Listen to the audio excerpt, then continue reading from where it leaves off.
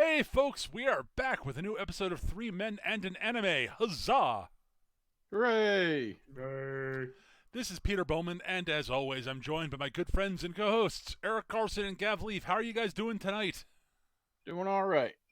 Yeah, I am enjoying my usual day off and existing in pain and suffering. But I get to go to work tomorrow, so that's fun. Awesome, I guess. Gav, never let on that the demons are doing their job well, or they're just going to keep doing it, dude.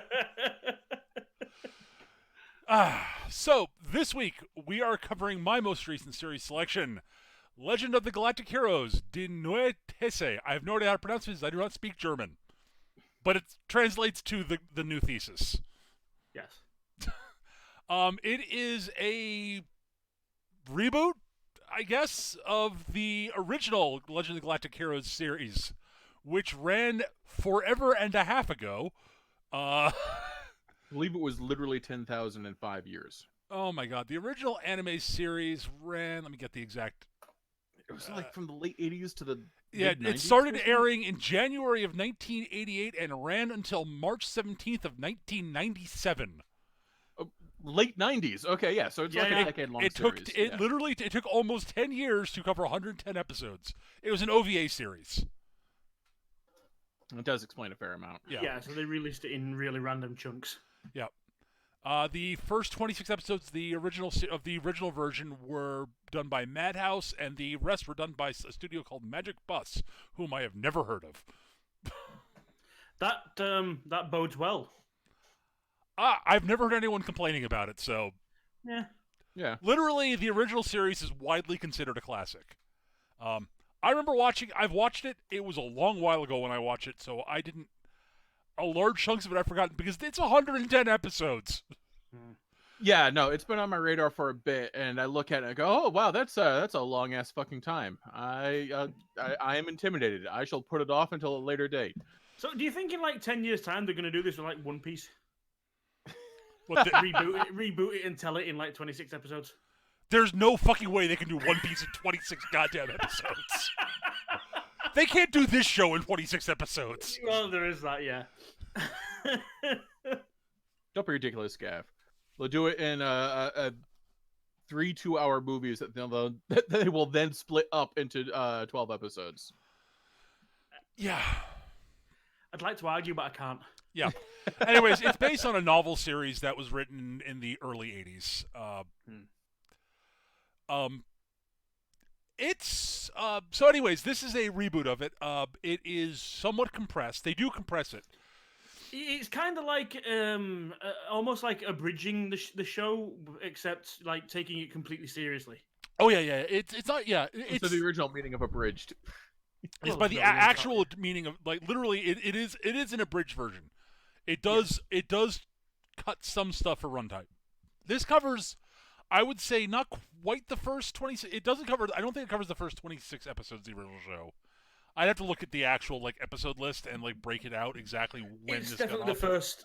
definitely like the first arc. It's though. the first major story arc. Yeah. Essentially, What this is if you watch if you listen to our last episode, this is exactly what we want them to do with Gundam. Yeah. pretty much actually.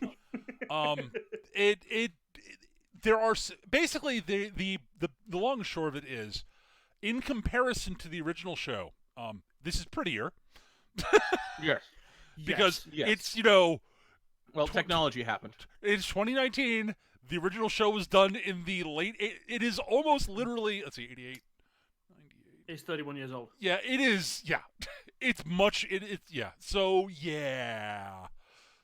No, there is stuff done in the late 80s that not just holds up, but is just amazing. But Akira had a budget, so... Yeah. The original show doesn't look bad. I'm going to say this right now. It does look dated. Yeah, that's the issue. It's like, this was designed to be a long-running story, so you've got things like Akira and Gunbuster, which were like, we're doing these few episodes and we're done. Let's splurge. And not every show can afford to do that. Yeah, no. But at any rate, so this show, it is a classic space opera of epic scale. And when I say it is of epic scale, am I lying, guys? You're totally lying. Uh-huh. Yeah, I mean, come on, 1 million guys dead in one battle. That's hardly epic. Please, Eric, it wasn't 1 million. It was 1.5 million. It was 1.5. On one side. Yeah. The fleet battles in this show are large enough that they're not actually that interesting to watch. Yeah, I would say that's something that did stand out. The fleet battles themselves, the overall tactics were creative and interesting, and not to go too far into this because obviously we'll come to it. But I often found myself more interested watching the tactical displays that the commanders were watching to see the overall battlefield and how things were moving than the actual. Oh look, it's the same ship copy and pasted flying by. Yeah, there are gigantic fleets of ships that all look pretty much the same on each side. Firing, literal waves of energy bolts at each other and missiles and stuff. And it's visually impressive, but it gets repetitive. There was one scene later on where there were so many energy bolts flying back and forth. I kind of looked at it and thought, what they've done here is they've basically created a backdrop on the screen, then overlaid the laser bolts going back and forth, and that is the background. Then they've laid the ships over the top. There is literally so many laser bolts going back and forth; they are a continuous part of the background. Yep. It's astonishing. The thing is, this actually makes sense given what's going on in this. It absolutely does. Oh yeah, these are literally tens of thousands of gigantic spaceships blowing their entire load at each other in formations of just walls of ships. Yeah, it's it's one of those things that you're like, yeah, this is not visually interesting, but it really shouldn't be. And it's not really about that is the thing.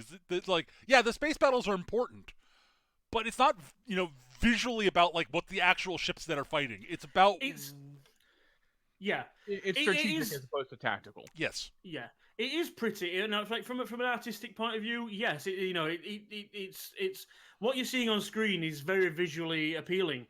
But it's the same reason why when you go to a museum, they don't put all the photos cramped together in one room around each other like some fucking millionaire's scrapbook. They spread them out. They let you in. They let you have a look at one thing in front of you. Right. They let you appreciate the one thing rather than just going, "Here's everything." And this kind of gets to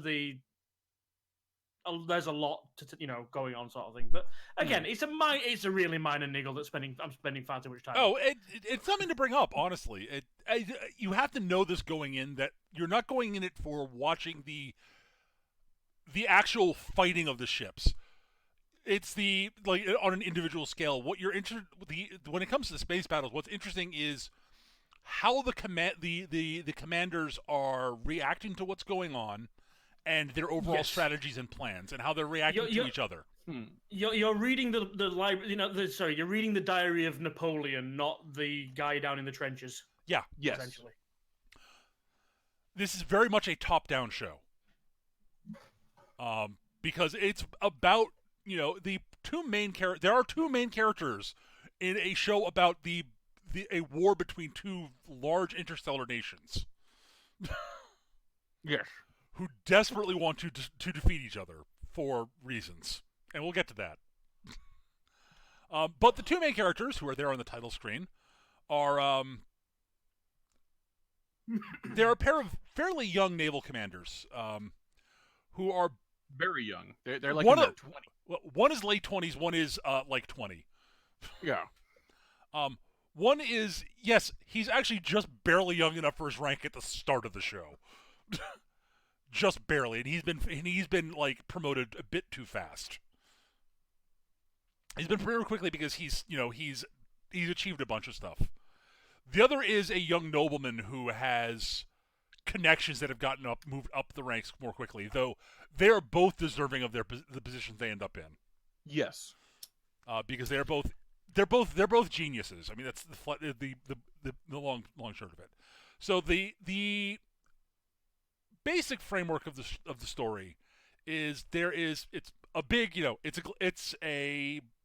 there are three major galactic powers. One of which is much less much less militarily Involved. powerful. Yeah, it's much less involved in the plot. So far, overtly involved in the plot. So far, put it that.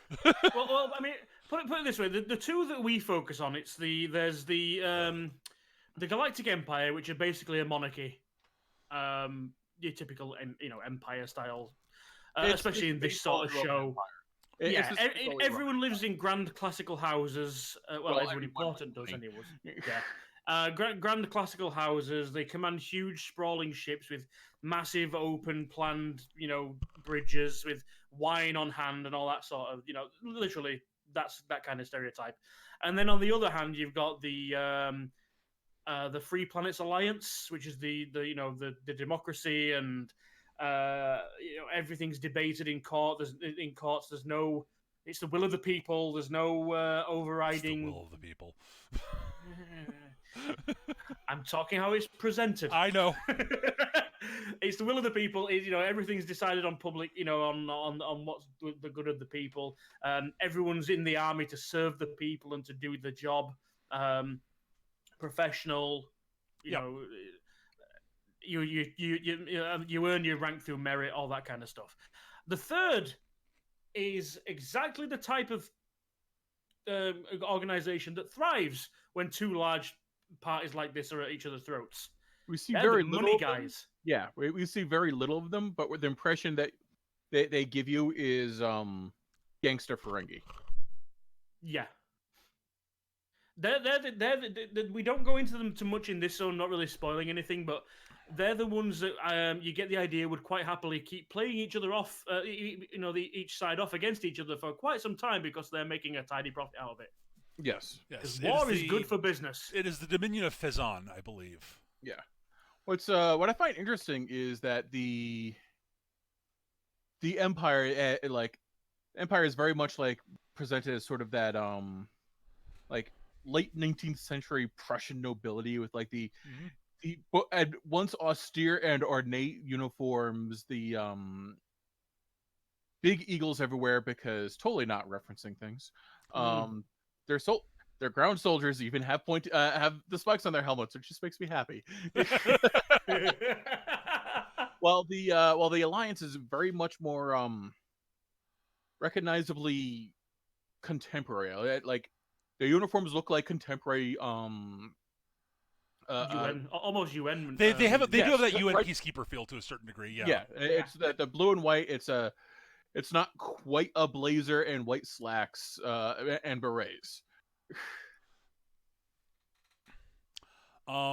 There's one you're obviously supposed to recognize as that is familiar, and when you're clearly supposed to look at it and go, that is awesome. Another important bit about the Alliance is it is comprised of people. It was founded by people who seceded from the Empire. Yeah. Basically, the Empire was founded by an autocrat. Let's just be real here.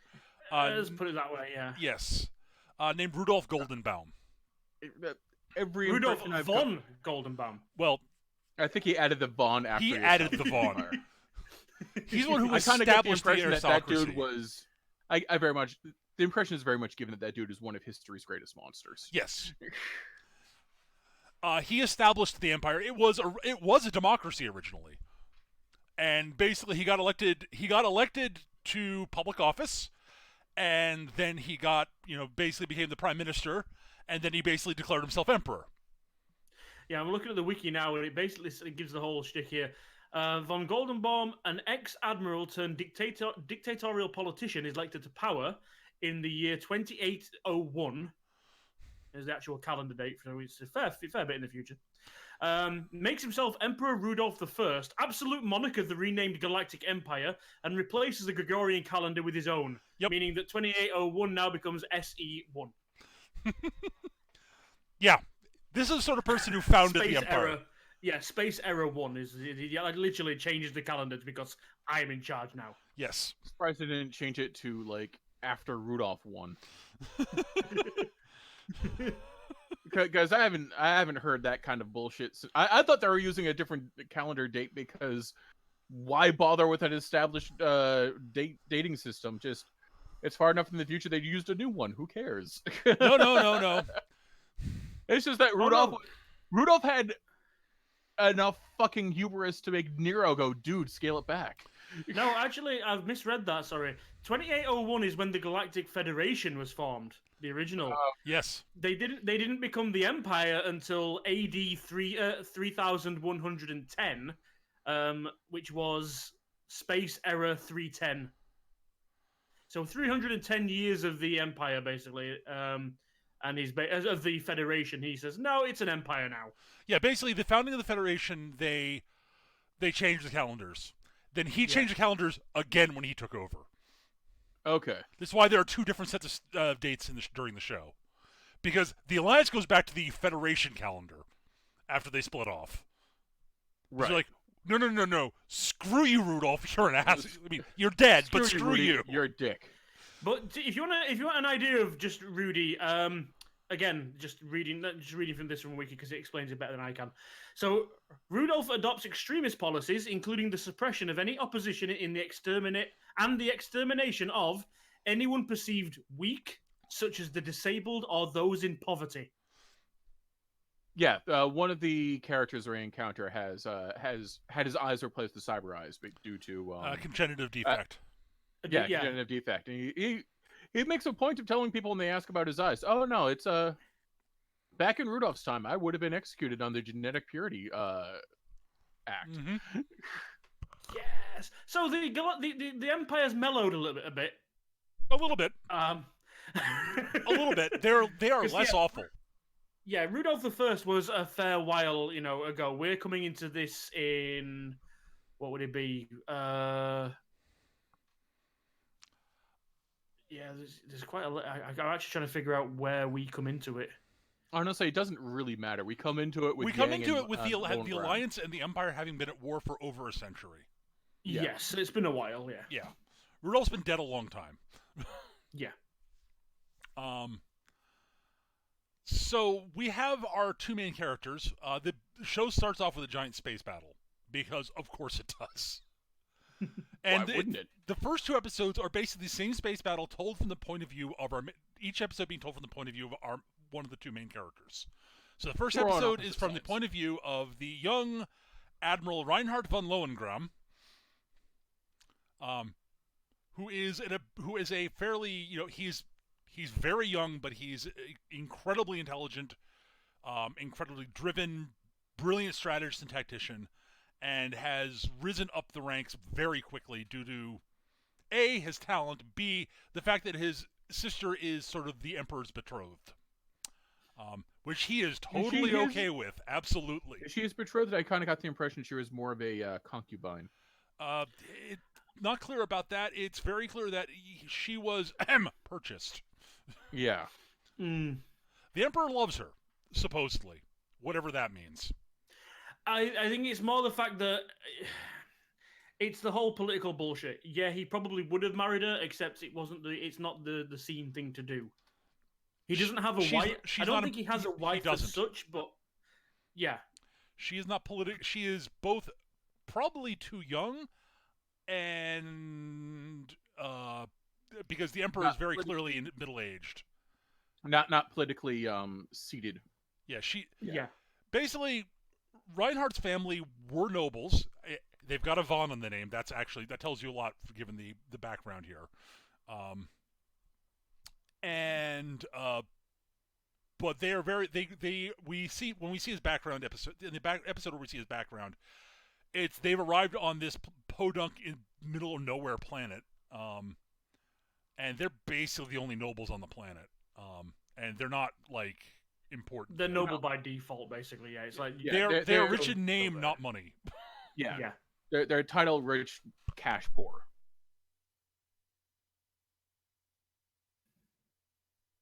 But back to the battlefield, the opening battle. So we have von Lohengrin with his fleet outnumbered 2-1. Yep. The Alliance fleet is moving to encircle him, and his advisor is saying we should retreat, save what we can. We're boned. Like And he's like, no, I've got this. He's like, what do you mean you've got this? Look the way they're spreading out. They've divided themselves into 3 separate forces, as per standard space battle doctrine. Yes, each one is smaller than our force. So we hit the center where they're weakest and then roll up both flanks. What? Yup, let's go, boys. I do like the logic he comes, like the military commanders are all staring at him like, we're massively outnumbered. No, we're not. Well, yeah, we've got 500 ships, they've got 1,500. Yeah, but each fleet that they split into is only 400. What? Basically, they are going to encircle them, but they haven't completed their encirclement yet. So Reinhardt's like, yeah, we just smashed them. We just smash, chunk. They've got 40,000 ships. We got 20,000. Each of their fleets are broken up into it's like, yeah, we outnumber all 3 of their pieces, and we badly outnumber the middle piece. So we smash, then we smash, then we smash. Yeah, as long as we don't fight more than 1 piece at a time, we're good. Yeah. And that's basically what happens. They hit the middle part, lightning strike. They're not ready for it because who the hell would do this? Nobody does that. That's the important part. It's like the military commanders on both sides are like, no, this is stupid. This will never work. Like, even at the point where it's happening and one of the other fleets is basically being decimated, like the others are like, well, should we respond and go? No, that's ridiculous. It wouldn't actually happen like that. It's obviously false. Or what happens is, so the middle fleet is getting crushed, and the other 2 are like, well, okay, well, what do we do? And let's see. Well, the options are we fall back, link up together, and we outnumber him. Then and we outnumber his fleet again, and we just basically fight a straight up battle, or we go to save the middle fleet. They'll hold it long enough for us to get there. Which is, and that's possible. They might have had von Lohengrin decided to actually stay there and defeat the fleet entirely. Instead, he hit them, did enough damage to them to basically cripple the fleet completely, and then left and went to the next smallest fleet and hit them from behind, broke them, and then went to fight the 3rd fleet. He did not stay long enough to actually get sucked into a long battle. The 3rd fleet tries to go for a stand-up fight, and their overall commander gets hit. He's injured when the ship takes a hit. Yep. Our 2nd guy there, Yang Wing Li, takes command and says over an open channel, something along the lines of, "I've taken command from the admiral. He has transferred overall strategic command to me. Keep it together, guys. Follow my orders, and we'll get through this." Yeah, and if you follow my orders, you will survive this. The key part that he says is like, it's okay, look, and he basically says, yeah, we'll get out, we'll survive this, we will not lose. Yeah. And because it's over an open channel, von Lohengrin hears all of it. And he's smirking and fine and happy, and he's like, oh yeah, being all arrogant. And then literally Wang says, we will not lose. And Lohengrin, you can see like the corner of his eye twitch is like, excuse me. He has this great line. Lohengrin does this whole, this is cute. That was way too confident. What does he know that I don't? But he has this line. He's like, I didn't realize the Alliance had braggarts like that. So Lohengrin has a right hand man, Siegfried Kirchheis, who's his best to from now on as Siggy. Yeah, Siegfried he's a great character. He is Lohengrin's oldest friend. Mm-hmm. They grew up together. We find out. Siegfried basically, so he is one of the few people that Lohengrin actually really trusts. Mm. And basically, Siegfried Lohengrin looks at him like, okay, Kirchheis, why do you look worried? He's like, we're winning. I'm not doubting you. It's just the one possible concern I have is, what if someone over in the other fleet is your equal? And he's like, and Lohengrin's like, I'd love to meet them then. That'd be cool. because I haven't met someone who's actually my equal. Except maybe you're the closest that I've ever met. Like, you're actually close. He doesn't say that, but that's the very clear implication.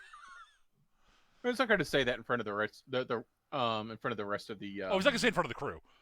Yeah.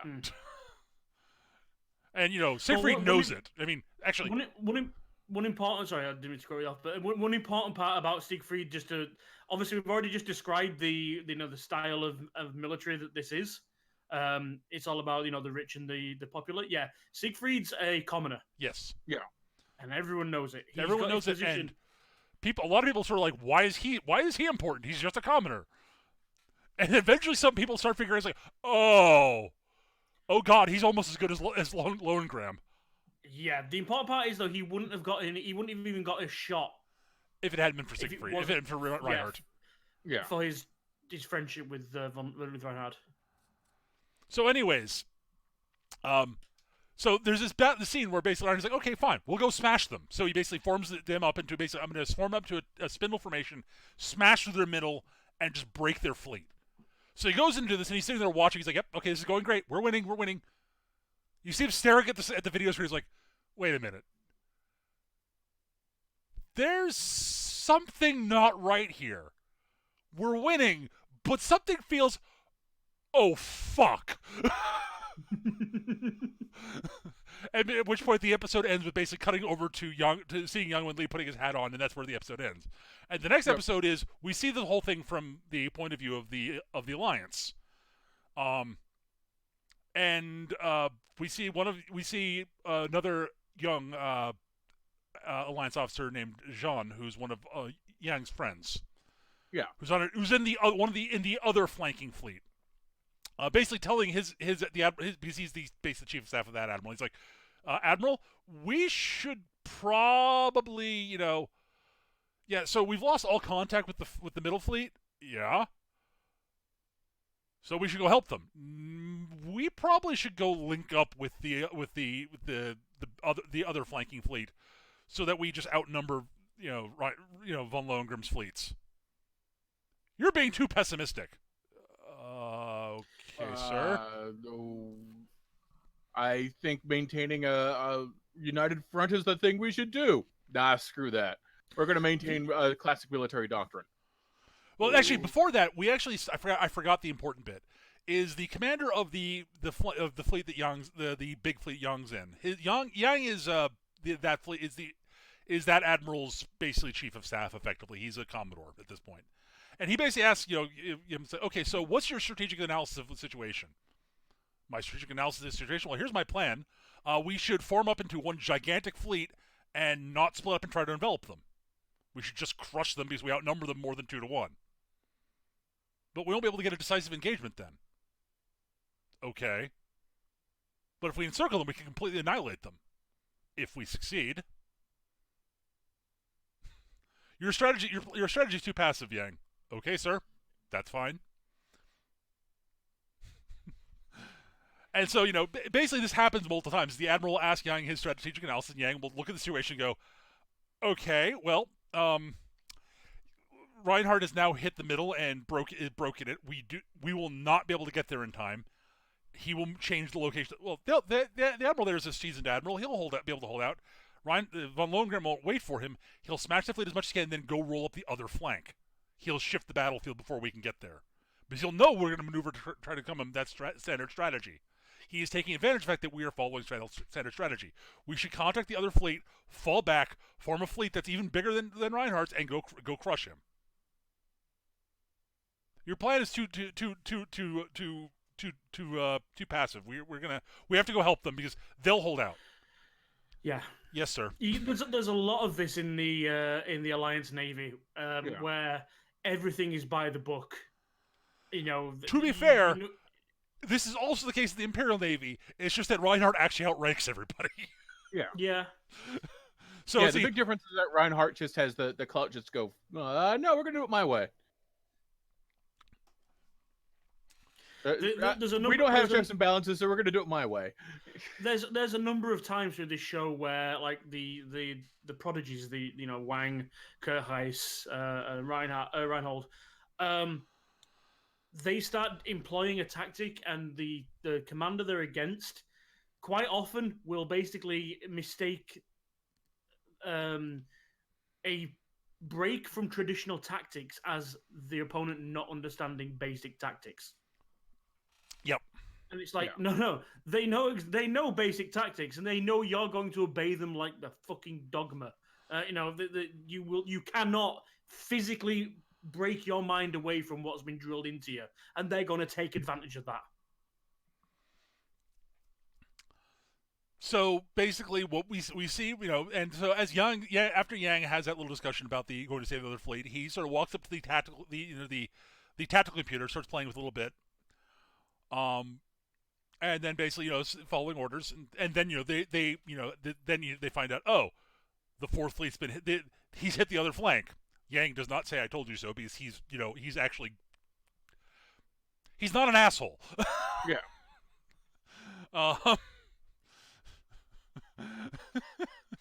And then it comes after them faster than Yang expected. Honestly, Yang was like, "Okay, yeah, well, we've got time to." They're here already. Oh, that went faster than I expected it to. Oh, that's bad.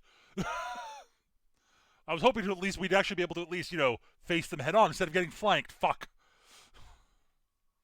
The reason being is that when Lohengram's fleet hits the other flank, Jean tells the other admiral, "Okay, sir, we're being hit from the flank." The admiral says, "Okay, we got to come around and face them head on. We should just break past them and circle. We shouldn't try to we shouldn't try to fall back into position. Or turn in position. We should just bust by them and circle around. We'll lose too many ships that way." Yeah, it goes badly. Yeah. The admiral makes the exact wrong choice. Yeah. Did we mention that Jean's planning on getting married when he gets back from this mission? Yeah, we didn't find out that until afterwards. We just knew that he was a friend of Yang. He was very clearly one of Yang's. He's clearly Yang's friend. Actually, no. He does tell Yang that, dude, if I don't make it back from this, take care of Jessica. And Yang's like, dude, don't say shit like that. Dude, stop waving death flags. Why would you do it? Next thing you're going to say you're going to retire in 2 weeks. Yeah. Jean doesn't make it out. But yeah, so again, Yang's plan is blitz through them when they charge in the spindle formation, and then keep spinning around them as each tries to maneuver to face the other. Yeah. Until Reinhardt says, "Fuck it, we've won. Let's go home." Yeah. So the important bit is that Yang in his whole message basically says, "Okay, yep, just follow my orders. When I get, basically, for the time being, fight the ships that are closest to you. Until I give you further orders." And so he sits there, they fight for a while, and then he sees, that, Reinhardt's fleet forms the spindle, try to break through the middle, and he says, "Okay, broadcast to everybody on open channels. Everyone, all right, here's the situation. Look at your tactical computers on tactical plan C, on tactical plan C4. And the other officer in the bridge who watched him, it's like, wait, what? He's like, tactical plan C. Wait, when you were fiddling with the tactical computer back then... Oh my god! He was programming it when he was giving his message to the fleet. But it was before that. It was before Reinhardt even got there. Oh, okay. It was after the admiral basically said, told him, it's okay. No, we're gonna go to to bail out the center. Yang basically played with Yang basically told him, this is after one of the discussions before they actually got hit by Reinhardt's fleet. Yang went to the computer terminal to play. Was typing things in before they even engaged Reinhardt, and yeah. It's pretty clear that he probably punched in a few contingency plans just in case. Yeah, it was C4. You can guess how many he's got in there. But the gist of it is they basically get into a fucking literally ring around the rosy with these two fleets chasing each other. Well, basically he intentionally splits the fleet, dives past Reinhardt von Lohengram's fleet, and comes around behind him to attack, forcing them into basically this big circle chase. Doing the same, yeah. He forces Reinhardt to do the same. It's basically what Jean was going to have them do in the first place. Yes, but the commander went against it. Yang took over and actually managed to pull it off. And Reinhardt realizes this is just going to turn out into a battle of attrition. which is and they hit us pointless. in the flank. They hit us from behind first. Yeah, this is stupid. It's brilliant, but it's stupid. This is a stupid fight. Yeah, but it comes back to what Yang said. He's played this to not lose. Yes. Which again is complete anathema to the military commanders. They're like, "What do you mean? You go into a war? Your battle plan is to not lose. You're supposed to want to win." Well, Yang's plans usually are set up to actually win, just not in very interesting or dramatic fashion. Right. He basically, I'm going to win in ways that are going to minimize casualties. Yes. And it's like, okay, well, And, I can no longer win, therefore I will not lose. Yes. Which is something I've seen Peter do, and it is infuriating. What? No, I would never do that, Eric.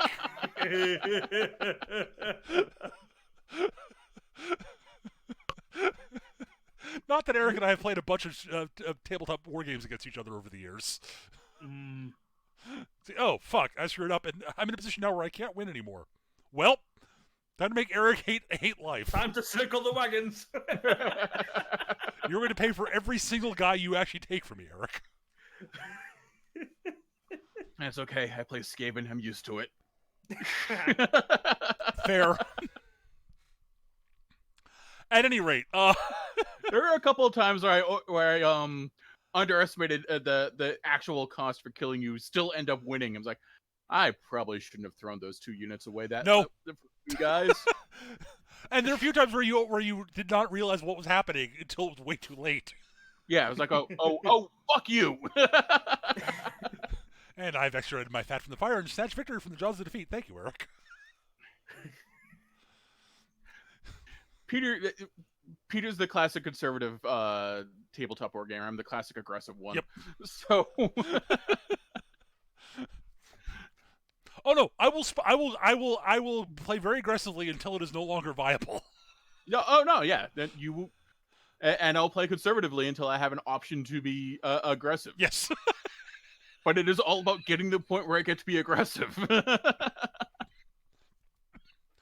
No, I actually explained this one time to our mutual friend of ours that I was like, what he was watching was I was playing against him, and he was like, "What do you do?" So I'm like, "Well," he asked me what I was doing strategically. I was like, "Well, honestly, I'm at this point basically looking at the situation, seeing if I can win. If I can't, then I minimize all damage to myself until next turn. Then I will look to see if I can win, and if I can't, I will minimize damage until the next turn." And Roach and he was just like, "That's infuriating and good." I'm like, eh.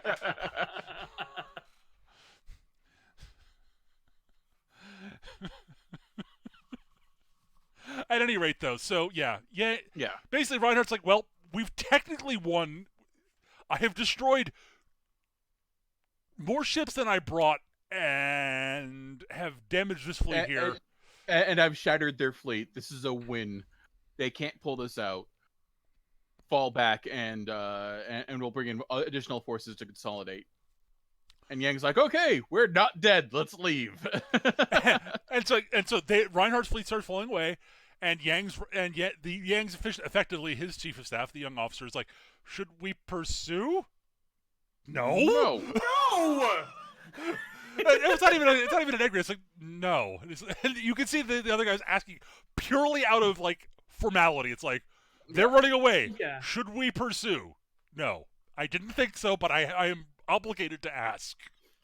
That comes up a little bit later on, and I couldn't help myself. My instant reaction was, "Have you learned nothing?" Eric could be like, "No, it's okay. He had to ask that." Okay. It is that is literally that guy's job to ask if they should bring up pursuit plans. His job is to basically bring up the aggressive strategy. His job is devil's advocate. Yes. Yeah.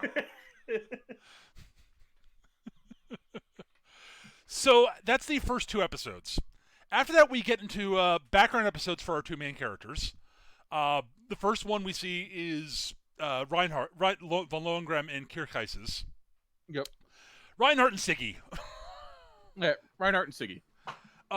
So yeah, basically, Siggy is it's this sort of backwater planet in the Empire. Siegfried is a commoner. His family is at least somewhat well off, from what I can tell. They're not poor. They're just not like, No, they're rich. not poor. They're just stuck being commoners, which means they butt up against that glass ceiling. Right. If I had to hazard a guess, I'd say they technically have more money than Reinhardt. Probably. I mean, his dad has like a greenhouse with like orchids and shit in it. Yeah. Yeah, they're literally.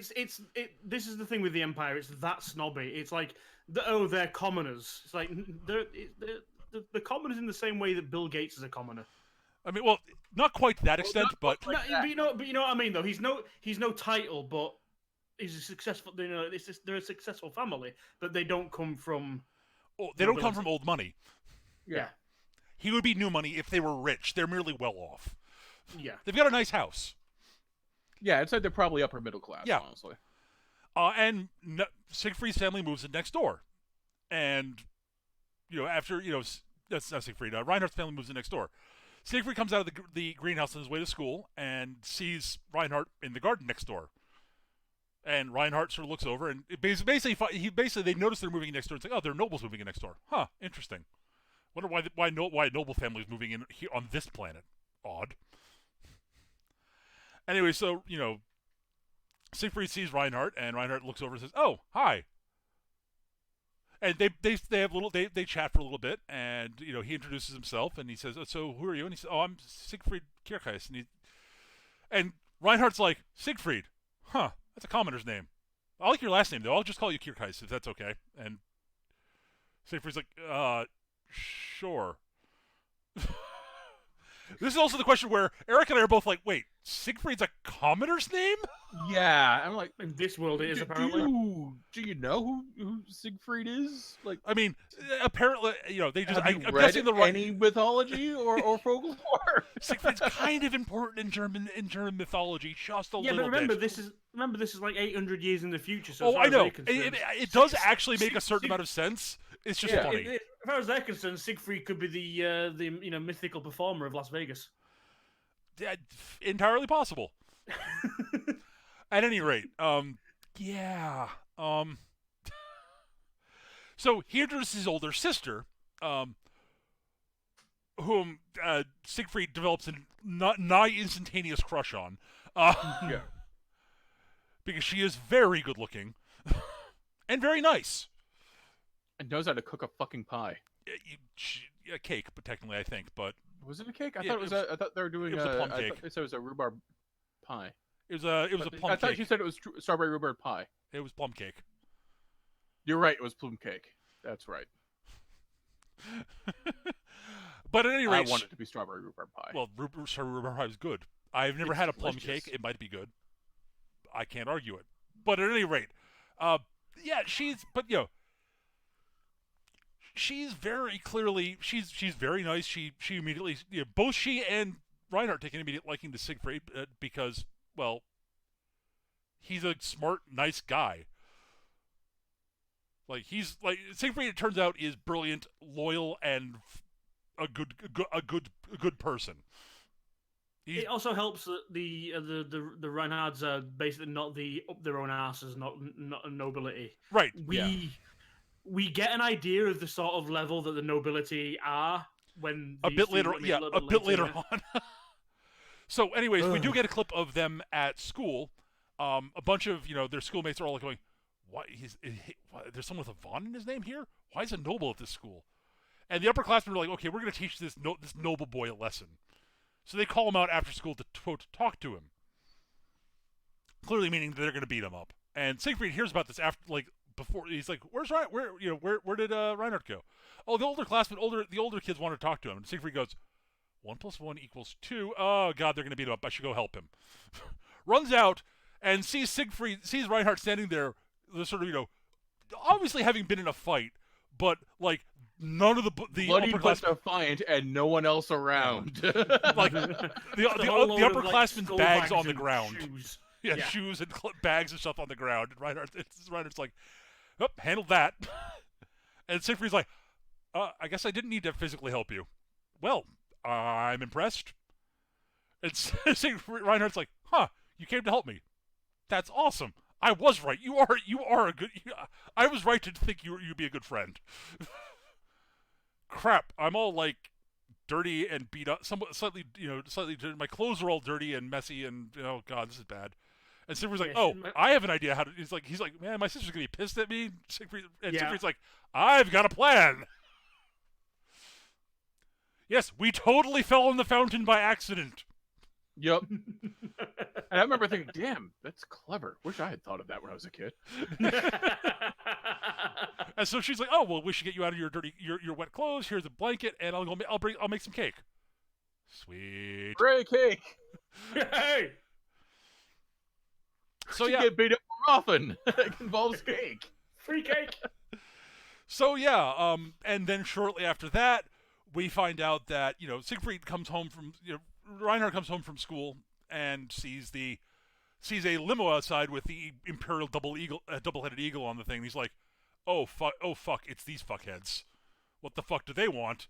Goes inside, finds out that his sister is being taken to be the Emperor's girl, basically. Because the Emperor's taking a liking to her and is paying off their debts. And Reinhardt is not happy about this. His sister, being way more loyal to the family than she really should be in this situation, in my personal opinion, does not seem as pissed off as she probably should be. But it may just be that she's doing that to protect Reinhardt. She basically says, "Shh, Reinhardt, do not complain. Don't get upset. Don't do anything. This is for the best. You don't worry about it. I'm okay with this." And Reinhardt's, you can tell Reinhardt's like, fuck these assholes. And Siegfried sees all this and is like, aw, she's going away. And it's like, wow, I like her. She's being taken away. That sucks. Also, my best friend is really sad now. Wow, this that really also sucks. really sucks. Wow. And so basically he's like, and Reinhardt disappears for a while, and then the next time Siegfried sees him, he's in uniform, and he's like, yep, I'm going to the military academy.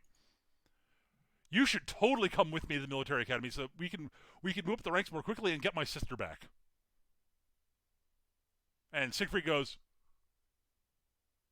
the one thing that basically, that his sister, that Reinhardt's sister told him, basically, she gave him a piece of cake as she was leaving because she'd made cake. She was going to be making cake that day for them. She's like, "Here's have a piece of cake. I'm leaving now, but I'm leaving to go bang the Emperor. Bye." But she basically tells him, basically, dude, it's been really nice to have known you for as long as I have. It's not been nearly long enough, but keep being Reinhardt's friend, and take care of Reinhardt for me. He needs someone like you to keep him on keel. This, by the way, becomes a routine thing between the two of them. So basically, the thing about Reinhardt is he definitely needs that kind of that compass to rein him in sometimes, just to bounce ideas off of. He's kind of like half a Char. Yeah, he's Reinhardt. He's got the look and he's got the tactics, but sometimes he's not quite as an amoral monster. Yeah, he's got a conscience, and sometimes he needs that conversation of, are we the bad guys? And Kerheis is there to say, yes, we are. So basically, they go off to military academy because Kerheis is like, yeah, sure, totally. I'm there with you. You're my best friend. I will be there for you. Also, yeah, let's get your sister back. Fuck yeah, screw the nobility. Screw the Emperor. He took my best friend's sister away, whom I totally don't have a crush on. Shut up. I totally don't have a crush on, and even if I did, it's her fault for being so hot, and shut up. Even if I do have a crush on her, I will never act on it because she's a noble. I'm not, and I'm not deserving of that. Despite the fact that I am 100% positive Siegfried, both Reinhardt and his sister would be totally okay with it if it was the fact she's basically been she's the Emperor's concubine. Other than that, they would be totally okay with it. I'm pretty sure they both come out and said, more or less said to him at different points, yeah, you can totally bang if you want. It's cool. Now you just got to figure out how to steal the Emperor's girlfriend. Well, here's the thing about Reinhardt. Reinhardt's whole cunning plan is. Here's the. But thing. Yeah, we do see it during the academy that, oh dear Lord, some of the nobles are really fucking pampered. Yep. Holy shit. Reinhardt does point out, yeah, they're never going to see the front lines. When we get to the they're going to be they're going to be REMFs. Yeah, Rare echelon motherfucker. Yep. For the unschooled. We get in and we see we see them as Reinhardt and Kerheis are walking in, and it's like all of a sudden everything stops, and it's to stare at Kerheis. There's this commoner entering military academy. And when I say stop, I mean it's like at the front of the line, the child stops, and the 8 retainers carrying their bags all stop behind them. Yeah. Yeah. We get a little bit later on where the kids are basically riding their retainers. They've got them down on all fours and they're riding on their backs as horses. And you see Reinhardt and Siegfried walking by, looking at them with just the looks of just absolute disgust on their faces. It's a disgusting level of nobility. Yeah, Reinhardt has no patience for assholes like this. No. And here's the thing: Reinhardt's all about Reinhardt's whole cunning plan is to become emperor to enact reforms. Yeah, that's what he wants. That's his goal. It's get his sister back. It's I want to depose the emperor because the Golden Dawn dynasty, it's gotta go. I'm looking at this is what the nobility has become. Fuck this noise. We need to rebuild from the ground up, and the only way we can do that is if someone actually takes over. Literally, we need a revolution, and the populace isn't doing it. It's going to have to be a top-down thing. I'm going to have to decapitate the monarchy and take over myself. Are you with me, Kirikais? Fuck yeah. Screw the nobles. Well, yeah. Yeah. I'm a commoner, of course. Yeah, sure. You and your sister are literally the only 2 nobles I met who are worth a goddamn. And it's not because you're nobles, it's because you 2 are awesome. You deserve to run shit because you are that awesome. I'm totally behind you. Kirheis has one actual flaw. He does not realize exactly how good he actually is at what he does. Yeah. Reinhardt keeps telling him, "Dude, you're almost as smart as I am," and Kirheis no, I'm not that great. You can see Reinhardt going, "Oh my fucking god." I mean, we get scenes where they're in they're in simulators, basically going through tactical strategy and all this sort of stuff, and Kerheis regularly annihilates the opposition that he's up against. I mean, Reinhardt does as well, but Kerheis just destroys them too, because the ones that his reaction was, well, yeah, but it's not difficult. These guys don't know shit. Yeah. They're in military academy because their dads told them they had to be. Siggy, just destroyed the Golden Boy, the guy who's gone undefeated. Yeah, but it was just him. It didn't matter. Yeah. Yeah. I will also say, dear Lord, they Siegfried and Reinhardt are very close friends. I would be utterly flabbergasted if there was not piles of slash fiction written about them. Yeah. Oh, undoubted. I am not actually entirely convinced that Reinhardt is not actually in love with Siegfried. Yeah. That was I'm the initial part where they're walking. They just got back from the battle and they're walking through the rose garden. And he was like, "Why don't you come back to my place? You get to see my sister." And Kierart's like, "Okay." And my thought was, "Oh, he's gonna go hook up with his sister. Nice." Or is it because he's his boyfriend? I'm not sure. I don't think it matters. Maybe both. Honestly, I would be utterly it would not surprise me if there was sort of a polyamorous thing going on here. Honestly, yeah. Hedging your bets, getting to the nobility. But it's not even that. It's legitimately it's 3 people who genuinely love each other. I don't even know if it's romantic. I don't care. Yeah, it's utterly irrelevant. It really is. It's absolutely irrelevant, and it's just their family. Their honestly. family. The end. Yeah, Reinhardt. They adopted Reinhardt, and that's just the way it is. They adopted Siegfried. Yeah. Siegfried. Yeah. Sorry. Siegfried is It might be more than that. I'm sorry. I assumed the actual commoner name belonged to the commoner. Yeah. It's so funny. So that's basically sort of that's where we find out their background. We see Yang's background. It starts out with him on this tramp steamer with his dad when he was like a kid, sitting there sitting there reading history books. And his dad loves history. Oh God, Yang loves history. And so his dad asks him, "So what's you reading? What's you reading?" And Yang looks up and says, "Well, I'm reading about Rudolph. Rudolph is a horrible, awful monster. Why did people let him take over?" And so his dad's ship's pilot basically says to him, "Oh, because he was so good at being bad that he tricked people." And Yang looks at him like, "That's bullshit." Yeah. And his dad's like, "You're not buying that answer, are you?" Nope. Okay, well, it's more really, honestly, that people wanted their lives to be easy. They just wanted someone to take over and they were waiting for someone who's bigger and larger than life to do everything for them. And he came in being that. So then he was in charge, and they just marched along with it because that was easier. And Yang's like, "Oh, huh. People wanted things to be easy. Huh. Okay." Yang is a history buff. In fact, it's pretty much the only thing he actually gives a shit about. Like, all he wants is to live a nice, quiet academic life, reading about his history books and studying the past. That's what he loves. That's what he wants. That's his goal in life. He joins the military to get the basically their equivalent, the GI Bill, so he can go and become that academic. Yeah. I mean, basically, when his dad died, he didn't have enough money to actually go to university on his own. Right. Yeah. So the only way he could get into advanced education was to go to join the military. So he did. It's almost a Starship Troopers kind of thing. It's like, if you serve your time in the military, you become a citizen. You can have all this stuff.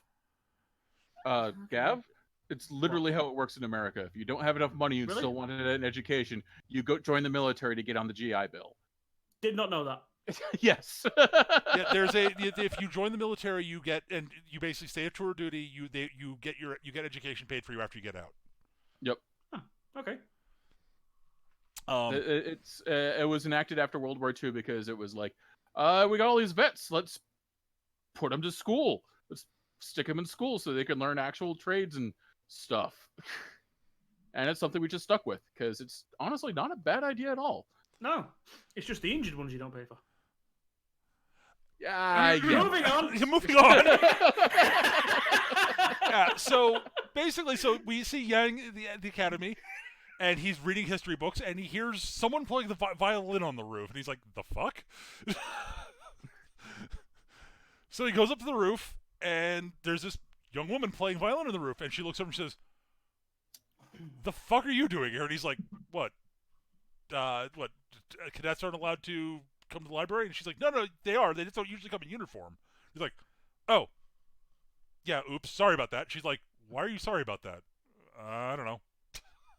You're weird. Yeah. Listen, I'm not very good at social interaction. I spent my entire life on a tramp steamer. I just want to read books and listen to pretty girls play the violin. And read history. You read. She's like, wait a minute. You're empty-handed, Yang." And he's like, "How the fuck do you know that?" "Yeah, you're the one who showed up at the academy with literally nothing, right?" "Yes, but how the fuck do you know that?" "Oh, you'll see. The reason why I know will be arriving very soon." The fuck?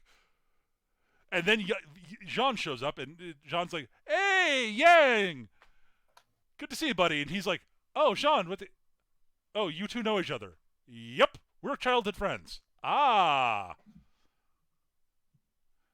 Yang immediately does 1 + 1 = 2. Got it. Okay, they're going to be getting hitched at some point. They're a couple. Gotcha. They're not actually a couple yet, but they're going to be. I will be happy for this because Jean is my best friend, and I am not I'm not getting in the way of that because I'm not an asshole. I'm not going near that one. I am not an asshole. Yes, she's good looking, but I am happy to be friends with her because she is cool and Jean is cool, and I'm capable of being friends with someone who I'm not of the opposite sex who I'm not romantically interested in, romantically involved with. Sweet. So yeah, basically they become a trio of good friends. Jean Jean keeps asking around. She keeps going, "Yeah, I'm not dating someone who's in the military." And he's like, but But yeah, she and Yang have a bunch of really interesting little conversations where she basically, because they keep asking each other about things, they keep sort of bringing up things that the other hadn't thought of. Like Yang's love of history, she's like, I don't get why you like history so much. And Yang's like, well, what do you? She's like, I'm only interested in looking to the future. Yang's like, okay, but knowing what happened in the past can help inform how the future is going to come about. You know that, right? What? It'll sink in. But yeah, so Yang is not known for being a particularly good student. His scores in military history are through the fucking roof. His scores and everything else thoroughly mediocre. But they get to the simulator tests, and Yang is put up against the best student in the class. And so basically, we see the top students in the class. Who's the poor fool he's up against? Oh, it's just Yang. Well, that's okay. Well, cool. We get to watch Wideborn completely crush somebody. And we see Wideborn say, okay, so what's going on? Okay, well, Yang's fleet is detached, a small detachment off to the side. How big is it? Very small. Can we ignore it? Well, it can't hurt us. Cool. Let's go fight Yang. Yang is fighting a slow sort of, basically, fighting to basically not lose, fight, not lose. And he's like, aha, I've got Yang now. And then his entire simulator goes blank and shuts down. And he's like, the fuck just happened? Well, sir, his detached force hit our supply lines and have destroyed them, and we are therefore deemed to have lost because we no longer have supplies to continue fighting. What? Huh. I did not expect... He pulled a Charlemagne on me, that jerk.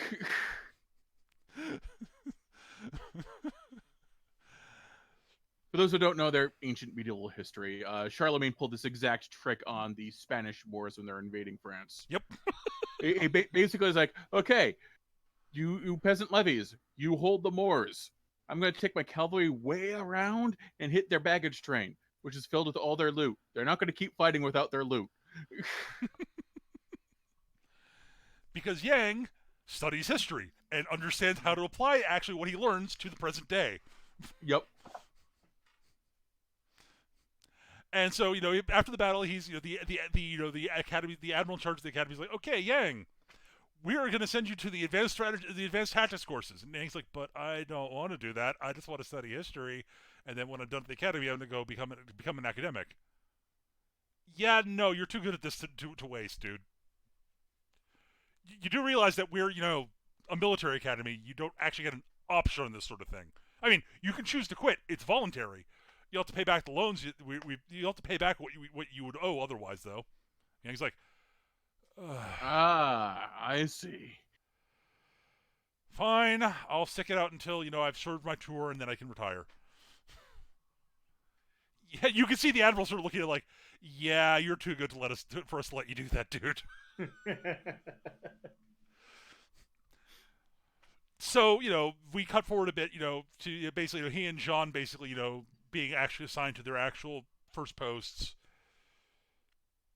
And this is where Yang earns the title of the Hero of El Facil, because basically there's a battle that's between the Federation and the Alliance and the Empire.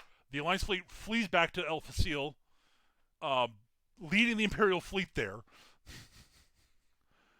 And they have to evacuate, and they're like, fuck, how the fuck are we going to get people out? And Yang's put in charge of, basically, Yang tries to tell the guy in charge of the fleet there that how to way to possibly handle the Imperials. So he basically gets thrown off the ship and told, you go organize the evacuation of the civilians. And he's like, okay, I can do that. And he goes down and he basically it's like, okay, yep, great, we are going to get everybody. Okay, don't worry, we're going to handle the evacuation perfectly fine. Let's just come on. That's my job. I've been sent down here to get you everybody off planet safely. Come on to the terminals. We'll be doing this in an orderly, calm fashion. Just wait. Nothing will be a problem. And so Yang's sitting there. There's this neat little scene where Yang's sort of eating some food, and he starts choking on it. This young girl comes up to him and gives him some coffee to drink to clear his throat, to help him sort of choke it down. And he's like, "Thank you. I really appreciate that. You were a big help. I'd have preferred tea to coffee because I don't really like coffee very much, but thank you." thanks for helping me not choke. Didn't you have anything better than this? Yang. To be fair, Yang's being very nice and thankful about it. He's just He doesn't have that filter. He's not doing it for being. He's not thing to say. Yeah, he's not malicious. He just doesn't have the filter to realize that that's an incredibly rude thing to say. Yeah. But so the girl's he's a little worried. He basically is like telling people, it's like, no, yeah, I'm going to get you all out of here. And fine, no problem. I guarantee you we'll get out of this intact. And he does. He comes up with a plan, because the guy in charge of the Alliance fleet decides to bug out and abandon the civilians on the planet.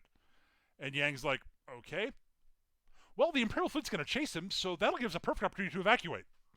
And everyone's like, wait, what do you mean we're going to evacuate without the fleet? Yeah, the Imperial fleet's going to chase them. We'll get them the transfers to leave. They won't notice us leaving. Sweet! And it works, because of course it does. The Imperial fleet doesn't care about the civilians right now. They care about breaking an Alliance fleet. And Yang's like, I am totally going to take advantage of some asshole who abandons the civilians. Fuck him. I'm not going to find a way to try to help him. Yeah, screw him. I did my job. I got all the civvies out. And so, yeah. And so from military disaster, he is saved people, so he's therefore declared a hero. This happens more than once. And he doesn't like being called a hero, let's just put it that way. I think he picks up the nickname as Miracle Yang at one point, because he literally pulls, like, he keeps snatching victory from the jaws of defeat so many times. Yeah, he's the Miracle Yang or the Magician, Yeah, the Magician, that's it. That's the other one he gets too.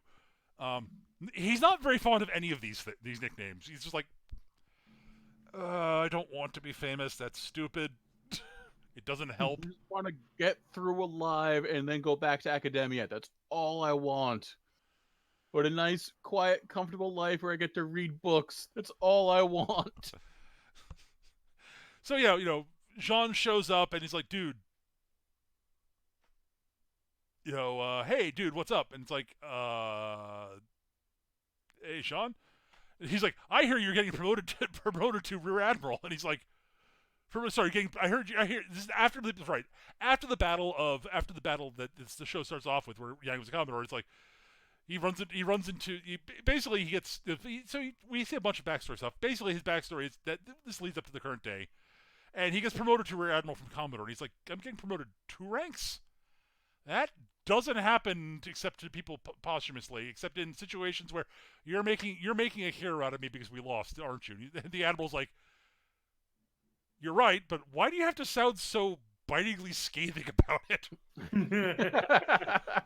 Like, yes, you were correct, and you're taking good news and making it sound like it's actually bad news. I mean, it is bad news. You're right. We lost. Why are you so pessimistic, Yang? Why do you think I keep winning? Yeah. But yeah, we get a good sort of glimpse into the way the Alliance works. There's a big memorial service. Oh right, the other big thing is that Yang gets moved into a nice into sort of nice housing, because of course he does. And the admiral who is in charge, who's his sort of his effectively advisor at the academy, is lives down the block from him now and is actually no longer teaching at the academy. And he's like, okay, he basically tells him about the whole sort of you have anybody you're interested in? And Yang's like, not really. Why? Oh, no, nothing. Have you thought about adopting a kid? What? Why? No reason. And explains the whole sort of, okay, so the Alliance has this program where the orphans of military personnel are basically having a program. They if they are that the other military personnel, if they adopt them, their education's paid, the kids' education's paid for in the short term by loans, and if the kids go join the military, then after they graduate from high school, then the loans are forgiven entirely. Sort of a quasi GI Bill type thing again. It's like, so this way, the kids are taken care of, and we have a system for funneling people into the military because we desperately need people in the military, given that we're in a centuries-long war with a empire that is bigger than we are. And Yang's like, and Yang does in fact adopt a kid, Julian, who's kind of awesome. He is ungodly competent. Yeah, I mean, for a child his age, he's like 15 or so, and is very smart and is athletically gifted. It turns out, though Yang doesn't know this at first, and is is more organized than Yang. I mean, mostly because Yang doesn't give a crap about that sort of shit. Right. I think we're missing a bit because the senator gives the big speech. No, he adopts Julian first. Right. And Julian's like, dude, you're running late for the memorial service. And Yang's like, right, okay, go out the door. So yeah, and Julian basically tells you the sprinklers are on. He's like, Yang's like, okay, great. And then the sprinkler, you see him get hit by a jet of water that knocks him off his feet. Yeah, sprinkler, in air quotes. Yeah. No garden needs that much water. So yeah, he goes to the memorial service, and there's a politician who's giving a big speech there. He's the head of the Department of Defense. He's a civilian sort of Department of Defense secretary. I forget the actual term for it. Minister of Defense, I think, or something like that. Yeah. And he gives this big rousing speech about how their sacrifice will not be in vain, and we will defeat the Empire for blah blah blah. It's our patriotic duty to bring freedom and democracy to the rest of the galaxy, and these heroes will not be forgotten, and that will continue on no matter what the cost. Yada yada yada. General pop boiler hawk speech. Yeah, he gives a speech, and basically virtually everyone in the building gets up and gives a standing ovation to this part of the speech. Yang remains seated because Yang's like, oh god, this is political. This political bullshit is bullshit, and the whole sort of talk of sacrifice is kind of just nauseating. The way he's talking about it specifically, and one of the whole thing about it is his neighbor, his former teacher goes, dude, you need to stand up. No, it wasn't his neighbor. It was some random military captain in the military who said, "Why aren't you standing?" I don't want to. I'm exercising my right of free speech, my actual right to not stand. Well, why aren't you standing? I'm going to execute my right of free speech to not tell you. Because you really none of your business. And the guy starts getting angry, and the politician's like, "Dude, chill." Yeah, to the point where, like you said, the speaker can see it down in the stands, and he's like, honestly, the dude who's complaining at Yang is making more of a scene than Yang is making by sitting. Yeah. Like he's bringing attention to this, you idiot. Yeah, it's like just leave it, But yeah, this guy basically is making this huge speech, and it's purely for the public. It's like it's basically trying to G the public up, using this tragedy as a motivation for the war effort. Basically, yep. It's like we must redouble our efforts so that this wasn't in vain, and don't worry, everything's safe, everything's fine. We're just gonna keep, we can recover from this. We will defeat the Empire. Blah blah blah. Yeah, usual rhetoric. At which point, a young woman walks in, and she looks very familiar. It's in fact Jessica. Jessica basically calls him out, yells up at him. Where were you? Where were you when 1.5 billion people gave their lives for your bullshit? Well, were you at home? Were you behind a desk? Where were you when my fiance died for your idiocy? Well, she goes on as well. I mean, she changes it around as well. It's like you're standing there telling all these citizens to get ready and provide and do this, that, and the other, and don't worry, and don't take precautions. It's fine. Everything's going our way. And she goes to the same speech again. Where are you? And he's like, what do you mean? Where am I? I'm here. No. Where are you? Where are your family right now? Are they just at home with with no protection or anything like that? Or is your world and your what you value just carrying on, or she starts implying basically, are you locking down everything for you? Are your family being moved to the bunkers while we're just like saying, oh, nothing's wrong? I mean, the big thing is she starts out saying things that sounding very patriotic. He's like, "Oh yes, you're the perfect example of a patriotic citizen, etc." And then she starts like leeching into the old, "Yeah, my husband died for what, asshole? My fiance died for what, asshole?" He's like, "Oh no." I stepped into that one. She's like she reintroduces herself as the widow, and he starts giving her, we want to offer our deepest condolences, because he's on fucking guard at that point. He's like, oh shit, here we go. He's like, I'm sorry, you have my thoughts and prayers. Fuck you. And she's like, no. She literally says, no, it's okay. I'm not here for sympathy. I'm here just to say, that my husband died defending what he believed in and defending the alliance. Oh well, in that case, yes, that's great. Yes, he died a hero, and his sacrifice will not be in vain. And then she continues on. So, what did he die for exactly? She pulls the rug out right from underneath him. Yes, she sets him up and fucking rips it out perfectly. She cuts him to ribbons, and it's beautiful. Yes, at which point, things are being determined. Like, he basically, my speech is done, I'm leaving, and everyone around's, like, looking kind of angrily at her, and Yang's like, yeah, we're leaving now. Hi, Jessica, we're leaving now. And she's like, hi, Jessica, good to see you, time to go. Time to go right now. She's like, wait, what? Yeah, she's like, wait, what just happened? As soon as Yang sees the speaker give, like, that little sideways look to the security team, he's like, yeah, we're going. Yep. Yeah. And so he basically, okay, yeah, we're gonna go. I'm just gonna give you a ride home I'm gonna give you a ride to the airport because that's you were. So I'll give you a ride home. Oh, you're gonna go back to the planet where you're a teacher. Okay, yeah. So I need to get you to the airport equivalent, spaceport. No problem. I'll drive you to the airport. Yep.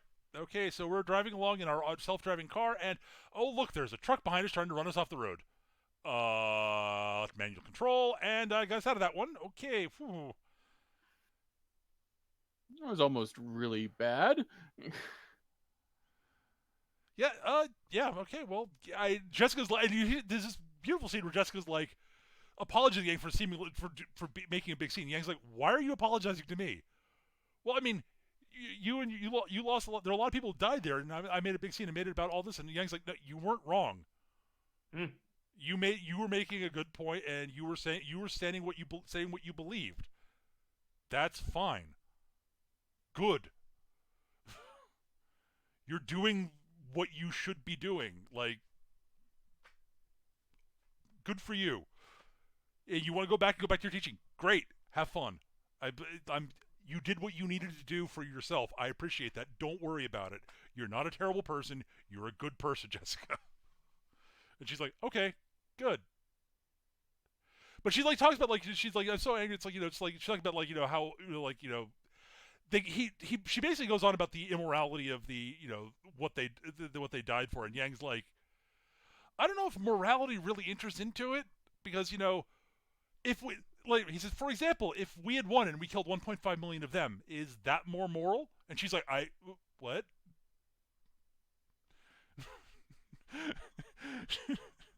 It's a really interesting little sort of. He's pointing out like war sucks. Like Yang is sick of war, full stop. Not just he doesn't want to win the war. He just wants it to stop. Yeah, he's like, there is no morality in the actual war.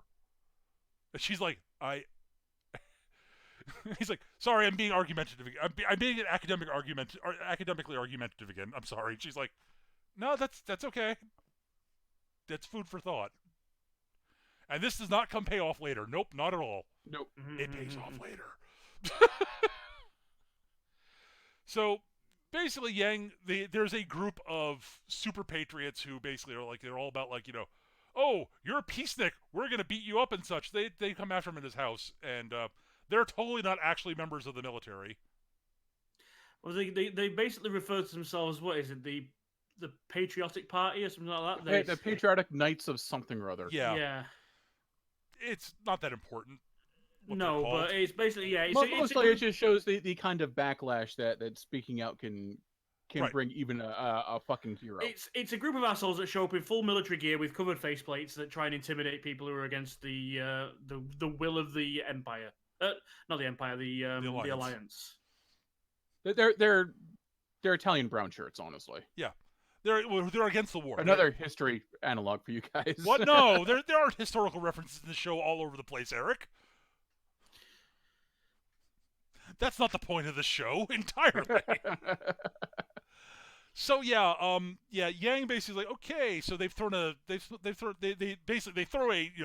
a flashbang in through the window, and Yang's like, okay, I'm done with this. Yulian, yeah, what? Where's the sprinkler system switches? And Yulian's like, it's over there. Why? Oh, no reason.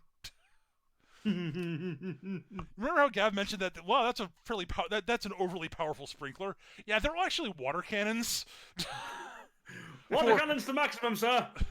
For almost exactly this reason. Yep, it's almost like an admiral that has home defenses. Almost as if, yeah. And they're very cleverly disguised as sprinklers and are non-lethal. Yep. And they send the Patriotic Knight dudes, assholes, sprawling. It's great. And of course, off of the guy that was getting all uppity at Yang. And of course, it was the captain from the from the thing. The guy who was giving him crap at the memorial services. So we then find out what Yang's next job's going to be.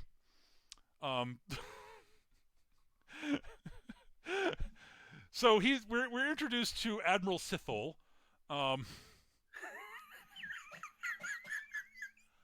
His name is so unfortunate. Oh no, his name is beautiful. Admiral Sidney Sithol. The thing is, he's a nice guy. He's a good guy. He's a good admiral. Yeah, he's one of the good ones. See, Sithol sounds okay when you say it. It's when you see it on screen. Read it and in the subtitles. Write it out. All I can see is shithole. Literally, your mind inserts the H. Yeah. I literally couldn't help. My brain literally just put the H in. It's like, no. Admiral Shithole. And it's not fair because he's a good guy. Yeah. And a competent admiral. Poor bastard. But yeah, so he basically telling Yang, okay, so yes, we have taken the remnants of the fleets that were blown to flinders at the battle where you saved our asses, and we're incorporating a bunch of new ships and people into it, and we're calling it the 13th Fleet, and we're giving it to you. But I'm a rare admiral. The fleet's usually only go to vice admirals. Yeah, well, it's a half-strength fleet, so right now. And Yang's like, okay, cool, I think, thanks. You want me to do something, don't you? Yep. We want you to take Isilhorn Fortress. What? You want me to take the giant fortified war planet with the friggin' space laser that sits at the only warp gate between the Empire and the Alliance that the Empire currently controls, and that's why they're able to waltz into our territory. Yep. There's also a giant fleet. There's a giant Imperial fleet there. Traumatized veterans and green recruits. Yep. With a half-strength fleet against a full fleet defending it, and, as Eric mentioned, the space station with the super laser. Yeah, and the energy shield. The entire thing is surrounded by an impregnable energy shield. Yep. And you want me to take this? Yep. Well, do you think I actually can do this? If you can't, no one can. It's literally the most strategically important asset. But, yeah, in Alliance space. I suppose it's not Alliance. It's currently held by the Empire. It's Imperial. Well, space. technically. Basically, there's a big sort of nebula that you can't go at FTL speeds through between the Empire and the Alliance. Except there's a passageway in the middle in which the Empire is plonked an impenetrable fortress. So the Empire can get into Alliance space through there with no problem. The Alliance can't get back through. Yeah, the Alliance can't hit back. So the Empire has a beachhead that they can use indefinitely, and the Admiral just asked Yang to take it, and Yang's like. So Yang looks at his fleet resources, goes, "This isn't going to work. Don't we have a commando team made entirely of Imperial expatriates?" Yup. Get me those guys. And basically, he's like, okay, so basically, he's told, you have free reign to assemble some more stuff. We're going to help you put together a staff and such. And Yang's like, great.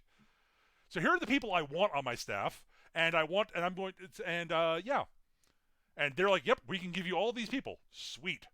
And so have you thought about who you want as your personal aide? And he's like, I honestly am not sure. I don't know anybody in that the rank category of that people, and his former advisor's like, dude, I know exactly the person for you.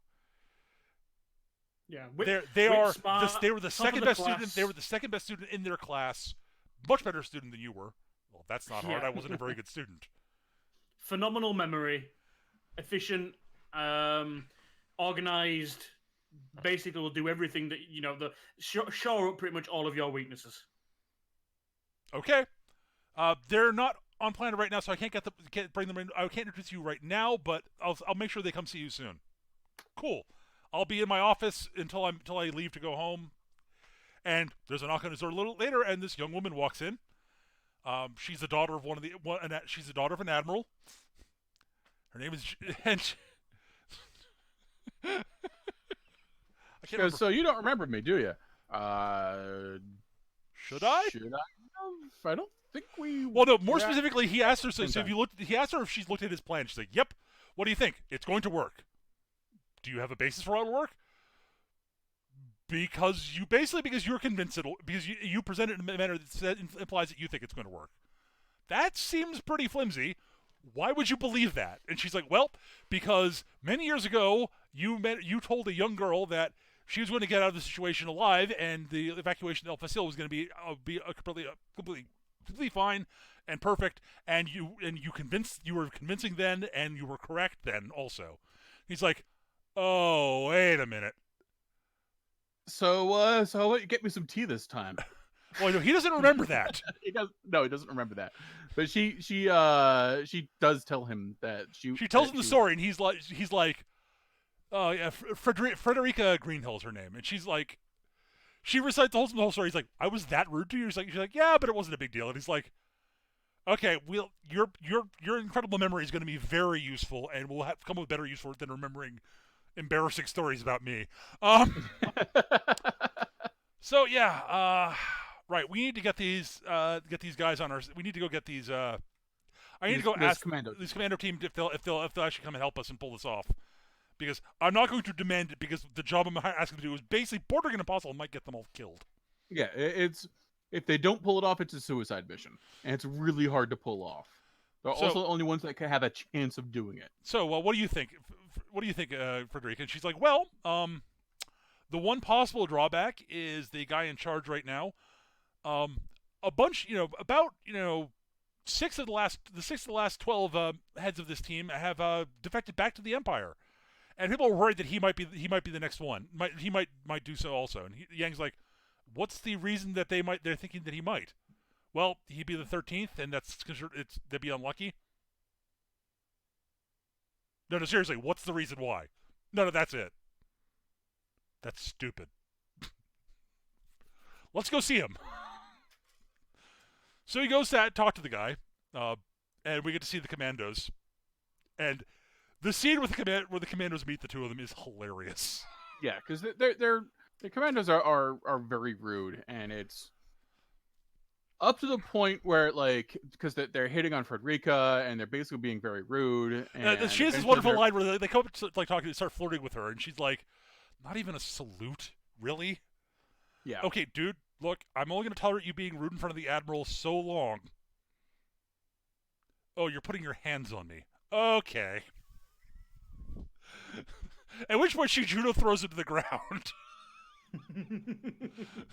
And is about to give him, basically about to strike him, when the head of the unit basically grabs her head and is like, no, please please don't do that to my guy. And I'm sorry.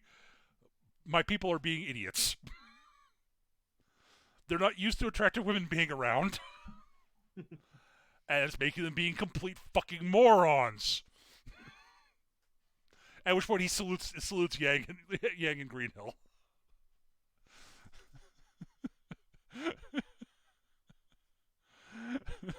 And basically, so Yang explains the plan to him, and he's like, so, aren't you worried that I might be the next defector? And he's like, nah. Is there a reason I should be? Well, on the 13th. Is there an actual reason I should be? I don't know. So you actually are going to trust me? Well, if I want this to work, I have to. It's like, yeah, I'm a little concerned that I have to trust anybody in this situation. but it's not going to work if I don't. So yeah, I'm going to trust you. And so he asks him sort of like, okay, so what's the guy's name? His name's actually pretty good.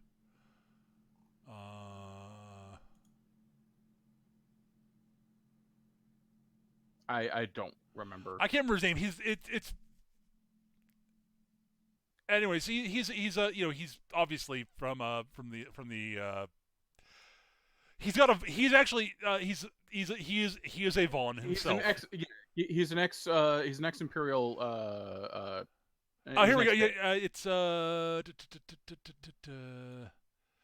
yeah. It's Walter von Schoenkopf. Right. But he's a Vaughn. He's ex-noble.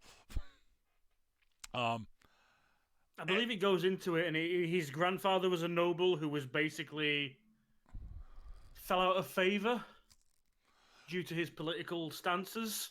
A bit, and he had a rival noble who basically framed him for shit and stole all his money. Yeah, and it was a case of, let's get out of Dodge. We're going to go seek asylum in the Alliance because we're screwed.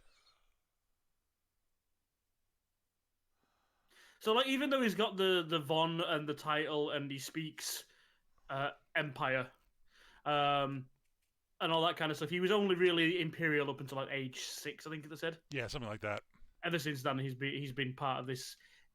Well, it's a typical sort of thing. He's been part of the Alliance, but obviously he's an Imperial. You know, the stigma sort of stuff. So von Schoenkopf actually asked Yang, why did you agree to this? This is a stupid mission. Nobody would have labeled you and said, this is fucking impossible, I'm not doing it. Why are you doing it? And Yang's like, are you doing it for glory? Are you doing it for this? And Yang's like, I mean, technically speaking, yeah, it's, be nice, but I'm doing it mostly so that I can retire. Like, it's literally a case of, if I pull this off, there's no fucking way they can say no when I ask to be done. And it'll be in a position where the Alliance will hold this thing, and we can actually sue for a ceasefire with the Empire, and maybe maybe we'll actually be able to get some peace. And Schoenkopf's like, "You're actually how long do you think the peace so you think you'd be able to get peace forever?" And Yang's like, "Peace forever? That's stupid. That's never happened. But maybe for 10 years or 30 years." Maybe long enough so the next generation it'll be the next generation problem to maintain the peace. Yeah, that's the thing. He says it's the next generation's problem to if the next generation are dumb enough to start a war again, that's their issue, not ours.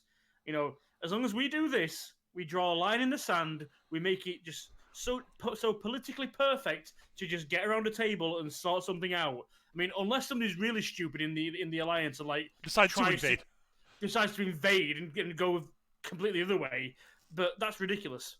No one is that stupid. No one's that stupid. Yeah, why would anyone do that? That's ridiculous. And and to be fair, he's like basically, even if it's only 5 years, that's better than another year of just senseless bloodshed. And von Schoenkopf's like, okay, you're either the most honest person I've ever met, or you're the biggest sophist since Rudolph von Goldenbaum.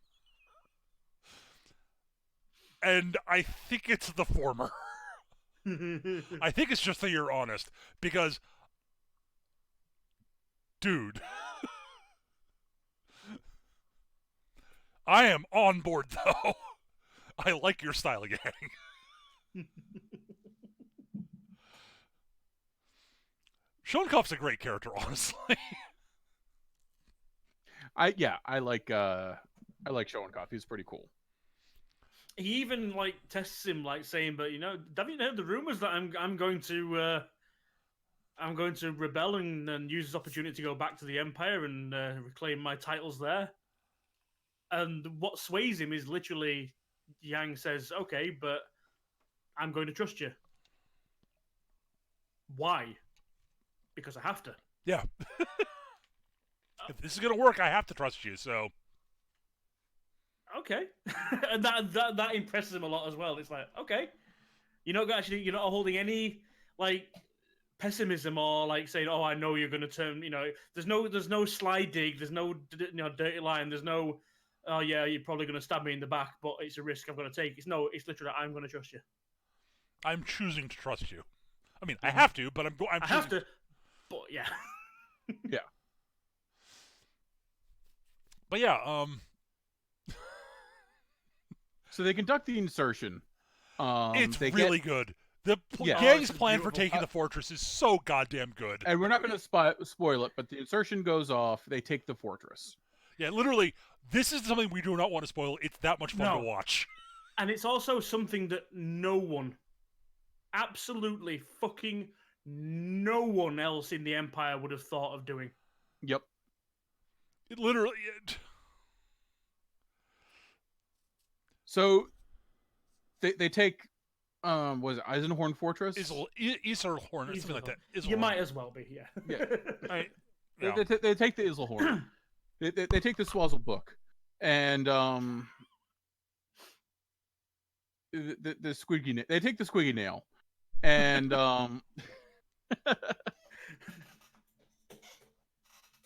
and Yang's a hero again. Yang's a big ass hero. Yang goes, okay, I'm done. I'm going home. I'm reading. I'm gonna go I'm gonna go tender my resignation and retire. Take that pension and use it to just spend all my days in the library. The other thing is, Yang has this other great conversation with Yulian, actually, also, where Yulian's like, he asks Yulian, are you planning on joining the military? Yulian's like, yeah, I'm going to graduate early and join the military. And Yang's like, dude, you don't have to. But then you'll have to pay back the loans. Dude, I've been saving money for a long time. I live on my own. I spend money on basically nothing other than decent good booze and books. Like, I can afford to pay the loans back. Don't worry about it. Not a big deal. I didn't have to pay for... You do you. You don't have to join the military if you don't want to. I'm not going to pressure you into it. Do what you want to do. Do not rush your education. Do what you want to do. I will support you no matter what you choose. But I'm saying to you, you don't think you have to join the military. I'm happy to pay the loans back on my own. But I don't want to take advantage of you. Dude, you're a kid. Kids are supposed to live off their parents before they go to college. Yeah, he's like, dude, you're a kid and you lost your parents. You've had it rough enough. Don't worry about any obligation to me. I am happy to pay off the loans on my own. I'm happy to pay off the loans so you don't have to go through the same shit I did. Don't sweat it. Now, it's very clear Yang's like, I prefer you didn't join the military because that's stupid. It's just... Yeah. I've been there. They're all idiots. Well, they're not all idiots, but there are enough idiots there that it's just not... No. There are enough idiots to keep things going also, stupid. Dear God, I am hoping beyond hope that I'm going to create a situation where there'll be peace, so you don't have to join the military in any way, shape, or form. You won't feel obligated to join the military. You can feel like you don't have to. And okay, so I'm retiring, and the admiral's like, that's adorable. And he's like, yeah, you can't stop me from retiring. Technically, you're right. Just letting you know, they're currently debating what we're going to be doing after we take the fortress. What do you mean? What debating? They're not actually talking about attacking. Well, there's a proposal for attacking the Empire. What idiot politician came up with it? Actually, it came up with someone inside the military. The fuck? Who would do that? That's dumb. We could consolidate our forces, build things up, and just, not die. Okay, well, whatever. But it doesn't matter. I'm still retiring. It's not my problem anymore. Yeah, that's technically fair. So, what's going to happen to the people in the 13th Fleet? Oh, fuck, you're guilt-tripping me. No, the 13th Fleet. They're heroes too. And you know what happens to heroes? Frontline duty. Yep, and they're all green. Yeah, they're all green. Oh, fuck you. Okay. Well, I don't know. I'll think about it. That's fine. And he runs into Shonkopf in the elevator. Shonkopf's like, yeah, I hear tell that they're thinking about actually attacking. Yeah, I know. It's like, dude, look, I'll put it this way. I understand why you want to get out. I really do. But I want to say personally, I would be so much happier if you were actually stayed in for the simple reason that means there's someone there who is not a fucking moron. And if I'm working with you, it's more likely that the people working under you, we might not get glory or anything like that, but we'll probably get out of this alive. Yeah. And I have no desire to die a hero. He's like, I'm really looking forward to my retirement, so don't be a dick and ruin my retirement for me. Like, dude, I want to live long enough to, to be a womanizing sleaze if I can. I want to live. I don't want to die a hero. That's stupid. And Yang's like, fuck.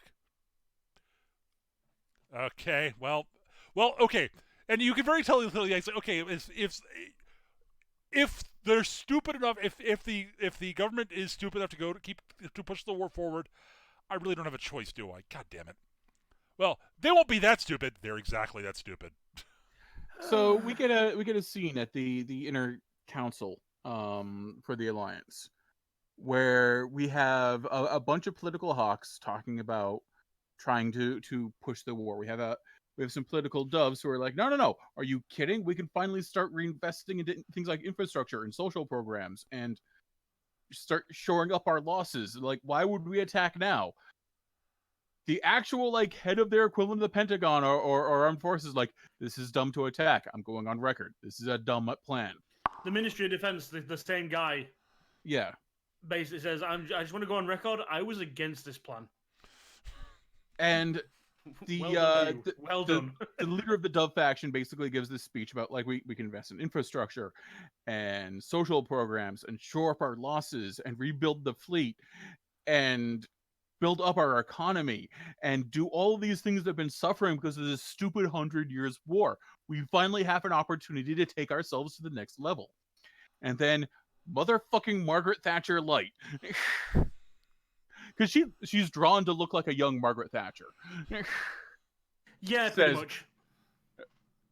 Looks this guy straight in the face and says, I'm not going to sacrifice the greater good for cheap humanism.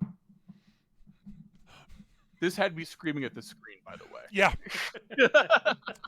The first time I watched this, literally the words that left my mouth were literally, "Oh, fuck you." First words that left my mouth was, "Humanism is the greater good, bitch." Yep. Oh my god.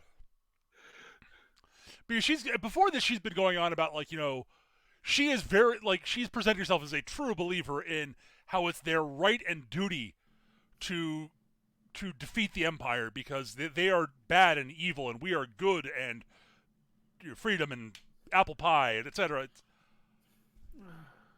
Oh my god. Going by the current political climate, that sort of absolute political self-interested bullshit is so fucking topical right now. It's not even fucking funny. I mean, it is more analogous to what was going on, at least United States-wise, around about the Gulf War. Yeah.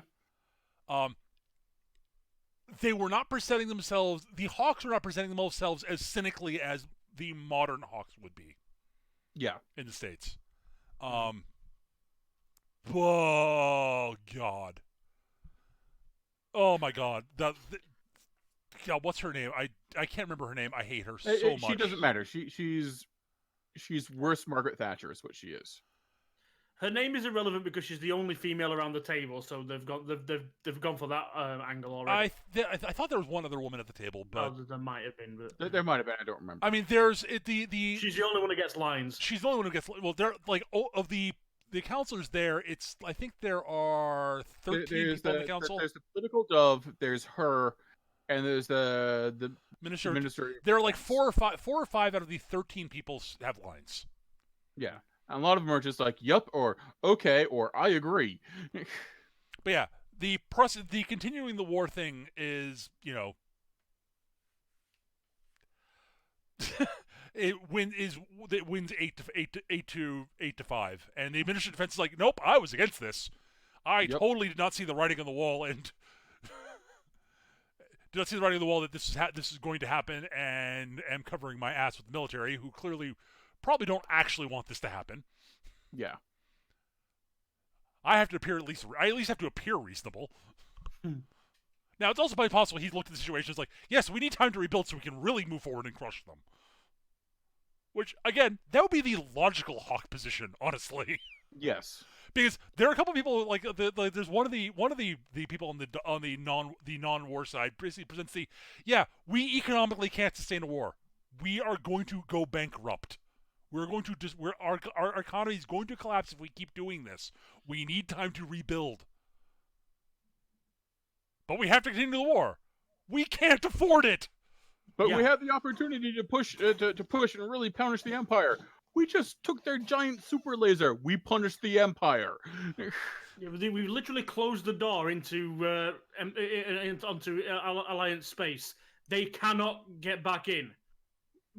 Short of taking it back themselves. Unless we were to throw away like 60% of our fleet.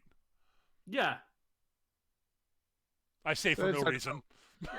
So they decide to push through 60% of the fleet to start attacking the Empire. And the thing is, they've decided to attack the Empire. Now, the intelligent plan, obvious plan, if you're going to attack, is move slowly out from the place and take small chunks of territory, absorb it, and fold it in, and make sure that your supply lines are rock solid, right? Mm-hmm. So what is the actual plan, guys?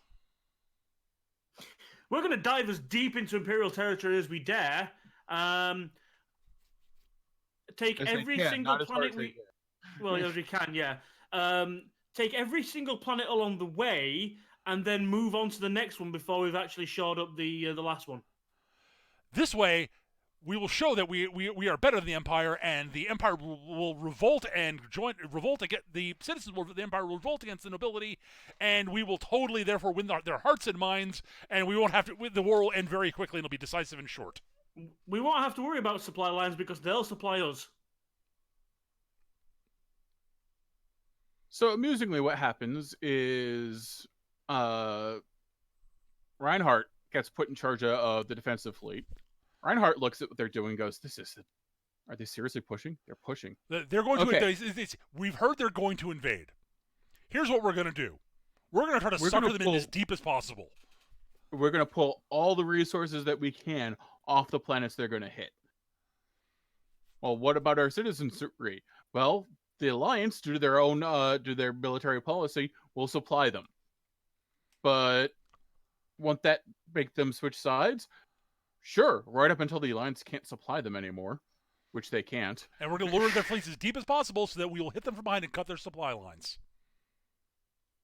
And then we will crush their fleet utterly, crippling the Alliance fleets, which means we can take Islahorn back and invade. And all those Imperial citizens that have been suffering because the Alliance can't actually feed them, they're going to love us when we come back and free them from the incompetence of the Alliance and shower them with more food than they can eat. Doesn't matter that we're the ones that took the food in the first place. All they'll remember is that their bellies were empty and now they're full. See, the thing is about all this is if you look at the plan, the Alliance plan, and the way that it was done and so hastily put together, and the sheer incompetence of it on a tactical level, you're thinking strategic level, sorry, yeah. You're thinking, why? How does this make any sense? Who the fuck is dumb enough to do this? The Alliance must be absolutely incompetent. And I was thinking that until and then we start getting scenes from Fezan. Yep. And we find out that Fezan has heavily invested in both the Empire and the Alliance, to the point that they actually physically own most of the major businesses in both places. Yeah, they have controlling interest in a lot of major industries, and it is very probable. I don't mean controlling interest in companies in those industries, in those industries. And it turns out that it is financially beneficial to Fezan for the wars to continue indefinitely, as grindy as possible. So they keep fighting, keep having to build military hardware and shit, and keeps making Fezan money. And so you might be thinking, wait. So if it's in their interest for this, surely that would mean they probably try to insert people into both governments to try to sort of, gently guide them on these paths, and you would be completely correct. Mm-hmm. We've not seen proof of this yet, but we're pretty sure. We're pretty sure. Some of the things, or at the very least, they are pushing people that might not know they're patsies into position to be patsies. Yes, in fact, that's actually probably more likely, honestly. They're probably shoring up guys that are unwitting patsies. I mean, we even get a scene where like he's the leader of Fazan is talking to, I think he's an alliance. We don't know who Diplomat? it is. Honestly, He's an Imperial. He's talking to an Imperial. He's an Imperial diplomat, but the implication is that having a casual conversation with over some fine brandy or whatever else, he lets slip a piece of information that this guy's like, oh shit. And it's like, yeah, he'll probably go and report that to his seniors, and that's my job done for the day. There's a lot of little wonderful. So yeah, it's like, how do you think the Empire got wind that the Alliance was going to actually invade? Yeah, he spilled the beans because it was beneficial. Because if the Alliance actually came in and the Empire didn't expect it at all, they might actually succeed. They weren't going to succeed. The plan was that bad, but it would have been less bad for the Alliance. Additionally, like after Yang takes Isilhorn, like this guy from Fazan is like, they took Isilhorn. Who the fuck is this Yang dude? Like, I heard good things about him, but we need more info on him, like, now. Because, like, yeah, I heard, he's the magician. He's really good. Isilhorn was supposed to be untakeable. Right. How did they take it? Oh, that's how they took it. Of course that's how they took it. That's, like, literally the only way you could take it. Oh, my God. Why did nobody... why was the Empire not prepared for that? Because it's the Empire. Because we've been manipulating the Empire to be this dim-witted so they don't just crush the Alliance. Oh, my God. Okay. We need more info on Yang anyways. This is all going really well. He has this wonderful conversation with his mistress, who's hilarious. Who just has this wonderful line. He's like talking about how this is all going perfectly according to plan. She's like, yeah, unless someone in the Empire decides to, get a wild hair up their ass and decides to found a new Galactic Empire. And he's like, huh. Who would do that? That's ridiculous. Who would do that? And I'm not sure whether he's getting the idea in his head that he's going to try to do that, or whether he's figuring out that that might be what Reinhardt's up to. Yeah. Yeah, he literally leaves like the last time we see him, he's like literally just stroking his chin going, New Empire, huh?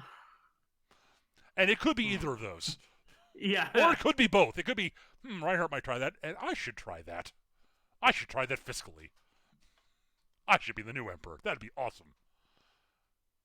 But at any rate, so yeah, we actually get to see the staff meeting where the guy who came up with the plan, who's a staff officer of some sort, oh my God, his plan is not good. Yeah.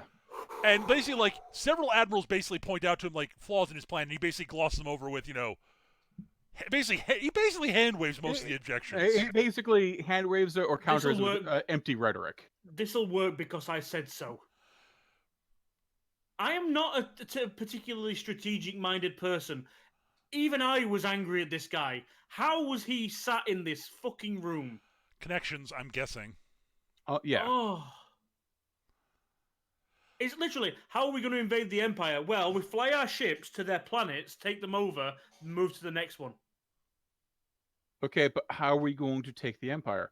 I just told you we're going to fly our ships over and take it over and move on to the next one. So what happens if they hit our supply lines? Well, they can't do that. We've taken the space there, taken that space there, but we'll keep moving forward, which means we're not leaving. We don't have ships there guarding our supply lines. What? That won't happen. No, that won't happen. It'll be fine. Standard tactical doctrine, strategic doctrine states that won't happen. But okay. The problem is that there's a number of members of the Admiralty who desperately want to actually do something aggressive and dramatic. They want a win. They want to win. Because they really haven't had one. The only person who has a legit, flat-out win is Yang. And there are several people who are a little bit, annoyed with him about that. Including this guy, who basically, Sithil basically points out, yeah, he's actually, a smart guy. He's not nearly as smart as he thinks he is, but he's convinced you're his own, quote, only rival, and your success is eating at him. And Yang's like, who the fuck is this guy? I've never heard of him. And the Admiral's like, I know. All I want to do is read books. And it turns out that this guy's got the ear of basically the guy that's been nominated the as Supreme Commander. Supreme Commander of the entire operation. So he's named him as his grand strategist. And Sitho's literally like, dude, I'm glad you're staying in the military and you're glad you're going to be here because I need you in this thing to get as many people out of this as possible because it's going to fail. Yang is like, so you're telling me to go against the orders of the chief strategist? And the admiral, as tactically as possible, says, "No, don't go against it. No, don't like be not what's the word? Not subordinate. Insubordinate. Don't be insubordinate. That's it. It's basically like adapt to his strategy, shall we say? Yeah, work around him. Sithole actually flatly says, I want this operation to fail because we cannot afford to succeed on this. Mm-hmm. I know I know you of all people will know that there have been a number of nations who have won battles that they, quote, needed to win, and it destroyed their nations. If we win this battle, we're fucked, but we can't afford to lose it badly. So, Yang, I need you there to get as many people out as possible. Because it's going to fail because this is a stupid plan. Yeah, it's like it gets to a point where, like, look, if our own guys are too dumb to realize this isn't going to work, we need the Empire to tell us. Yeah. As politely as possible. And Yang's like, fuck. Okay, I see why you actually really, really wanted me to stay in the military for exactly this sort of bullshit. God damn it. Yeah. All right, so my job is to cut down on losses as much as possible. Got it. And so the invasion happens, and it goes badly. I mean, we literally joined the point where they've taken over a couple of planets, they've extended a little bit, and it's literally a case of, sir, everyone's starving. Well, give them food. Okay, cool. We're out of food. Well, what about our supply lines? Well, it's going to take time for them to get here from this lore. We're deep into the Empire. Yeah. Okay. Well, I guess that's just what we're going to have to do. And it's like, we're out of food. What do you mean out of food? We're out of food. The planet is out of food. So send messages back to the Alliance and get them to send stuff. Well, we can do that, sure, but it's going to take 50 bulk, something like 50 bulk freighters. It's going to take them a couple of months to get here, and that's only going to last about 6 months before that supply runs out. So basically, they sent a message. Basically, the alliance government basically has a debate. They're like, okay, so we should probably Chunk the Admiral is basically saying we really can't sustain this. We should pull back. In our moment of glory? No. We can't actually maintain the supply lines. We can't afford it. We're going to bankrupt ourselves. We're going to have guys starving to death on ships while fighting. Nope, continue things. Right up until we run out of ammo for our guns. We're going to continue this. Okay. There's a great bit where one of the admirals goes, okay, so we're going to pull back. You can't pull back. Right. So, yes. One of the admirals goes, we're frontline admirals calls up the strategic commander and goes, okay, I need to talk to the Supreme Commander. Well, I'm a staff sergeant, so you have to go through me. And by the way, this is the guy. This is the Grand Strategist dude. Yeah. Oh my God, this asshole. To the Supreme Commander. Well, you have to go through me. I'm not going through you. Get me the Supreme Commander.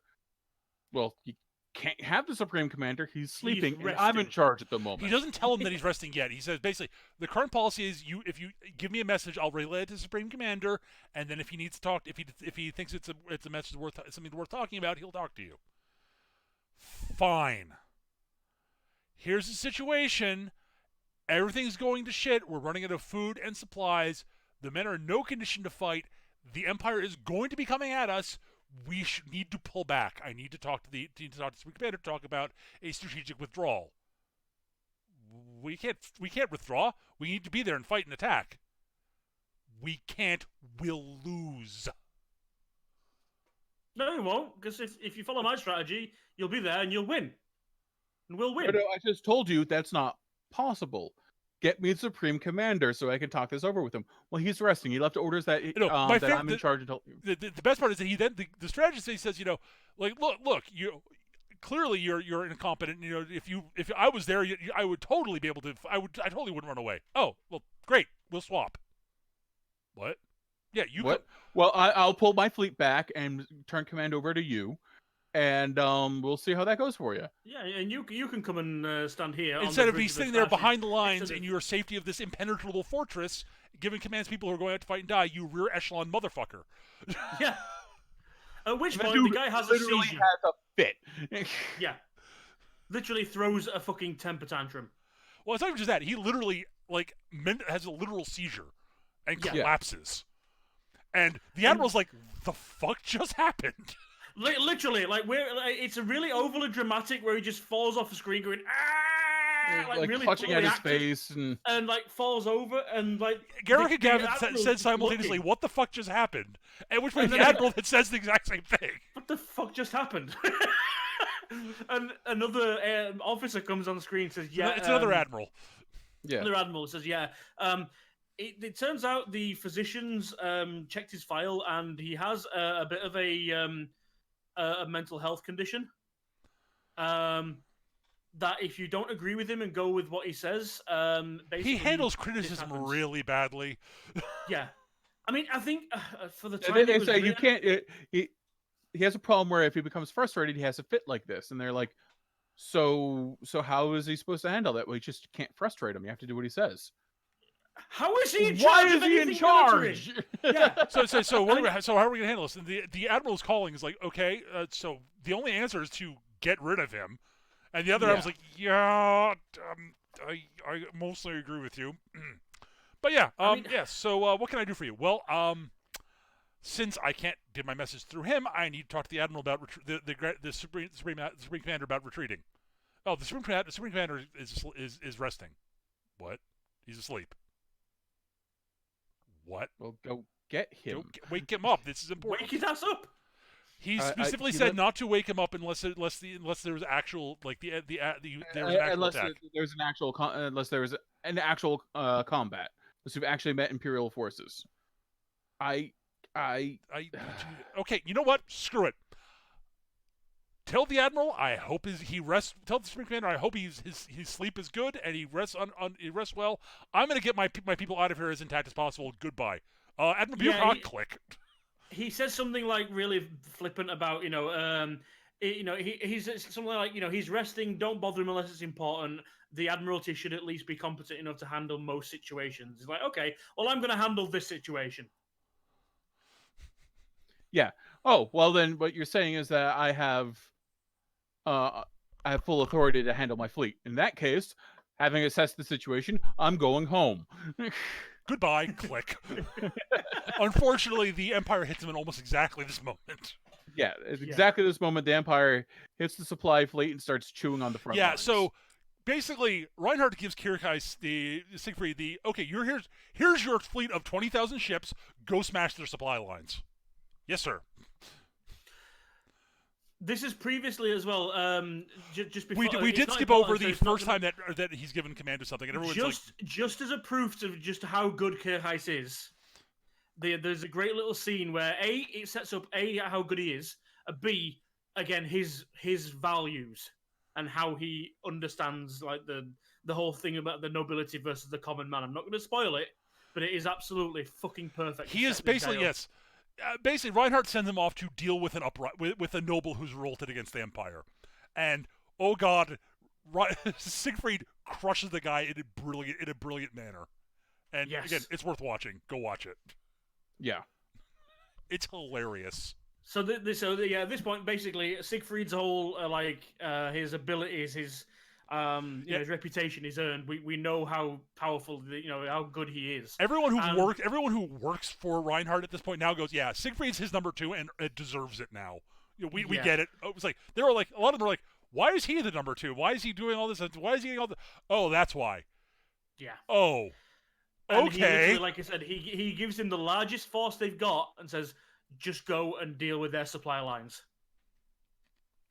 Now, at the same time, Reinhardt is also gathering. He's basically building his own little inner conclave of admirals.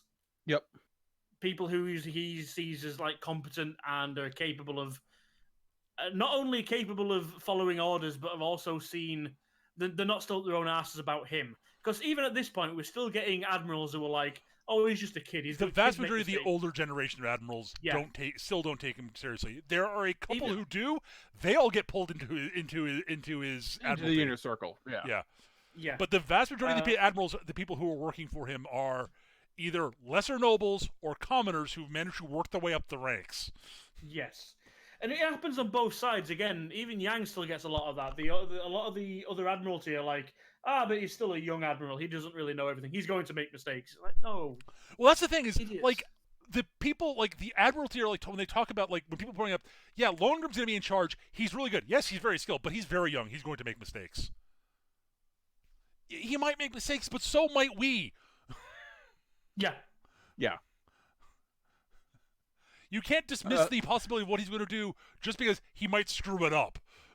What if he doesn't? There's a great line from an obscure fantasy series, or now obscure fantasy series that I read about, like a general talking about facing two armies, and she says, "The entirety of war is commanders failing to take advantage of one another's mistakes." And that very much applies here. Yeah. So it's the arrogance that the experience means better, and it's really not. Yeah. Experience often does mean better, but there's the lack of it. But in the case of both the Imperial and Alliance, there's been a lot of stagnation. Is the problem? Yeah, their entrenched command is very hidebound and isn't just not innovative, actively disparages innovation. Yep. Mm-hmm. At any rate, so yeah, it goes badly for the Alliance, but there are a few Alliance admirals who manage to get at least some of their fleets out. One of them basically ends up sacrificing himself and his chunk of his fleet to get like the half of his fleet that was beaten. That was basically, he got nailed. About half his fleet was not combat functional. He got them out and a few other ships out, but he basically had to charge headlong into the opposing fleet to get them out, and he went down. The guy who called back to Supreme Command, Admiral Bucock, gets most of his fleet out, it looks like. Basically, about half the fleets get out or are mostly intact. The other half is wiped out. The only fleet that gets out almost entirely intact is Yang's. Because, he's a shifty motherfucker. He is. First off, he looks at the situation like, okay, well, we're in this area here. This particular nebula that we're near, we're going to hang out here. We're not going to advance on them because that's stupid. We can hang here where the optical ranges are much shorter and we can fight in close combat, which will give us an advantage. Yeah, they deliberately say that the type of nebula they're in as well plays fuckery with laser weapons. Yep. So it's like short-range machine guns only. They even make that point with the fighters, like the ship-to-ship fighters. They can't use their energy weapons. They have to use machine guns. Yep. There's a bit where some Alliance aces, like, they lose 2 of their number and they come back for rearm and relaunch. And they're like, the squad leader grabs the head mechanic, the pit chief, and yells in his face, "My machine gun's off by fucking 12 degrees. We're dying out there. Why aren't you doing your job?" And the mechanic, to his credit, sits there stone cold face, is like, "None of my people have eaten or had a drop to drink in 30 hours. We're doing our best." Right. And to the wing commander's credit, he's like, "Oh fuck, right. I am so sorry, dude." I'm sorry. He rubs it in. He does actually say, it's like, yeah, none of us have had anything to eat in over 30 hours, unlike the pilots. And he's like, I'm sorry, man. Listen, we have to get this right or we're all dead. Just please get it right. So we can go out there and save. So we can get back out there and do our jobs, please. I'm so like he to his credit, he's like literally like, dude. Yeah, he is actively embarrassed by the situation. Yeah, he's like, and rightfully so. Yeah, and the pit chief is like, oh, okay, yeah, no sweat, dude. And I'm sorry we fucked up. Like, yeah, we're starved. We're really hungry and we're tired and we're worn out, but off by 9 to 12 degrees is fucking awful. I agree. Yes. I will make sure you're perfect. And the next time you see them out there, they are kicking ass. Yes. Yeah. They are shredding the Imperial fighter pilots. Because they were planning for this battle in this area, and the Imperials were not. And Yang managed to get basically, the Imperials are forced to fall back, and Yang's first officer's like, okay, should we pursue? And Yang's like, no. Are you kidding? No. And you can tell his first officer's like, yep, I thought that was going to be the answer, but I had to ask because it's my job. Right, we're leaving. Unfortunately, they're like, hell. So yeah, the fleet that was defending the 7th Fleet, which is what was defending the supply convoy, got basically crushed. And Kirchheis is like, okay, well, let's move on to secure the area. And oh, look, there's another fleet there. Look at the numbers. From what I've been hearing from von Lohengram, that size of fleet is the only fleet that got out that intact is Yang's. Right. Time to crush this. Time to actually crush Yang. See if we can. We outnumber him. This should be good. And Yang's like, fuck, we have to engage.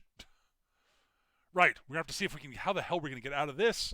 At which point, the Admiralty has decided, okay, well, the surviving fleets, we're going to pull them all back to this one place, and we're going to fight the Empire at this star system. And the other admirals like, a bunch of admirals like, dude, the correct answer would be pull back to the fucking fortress and just give up on the stupid invasion. Nope. Yeah, which part of we can't fucking fight are you not getting? Fine. And Yang's like, okay, so we've gotten this order. Well, all right. Our only strategic objective at this point is to get out of here intact as possible and get to the rally point where we're going to meet up and have the fleet engagement.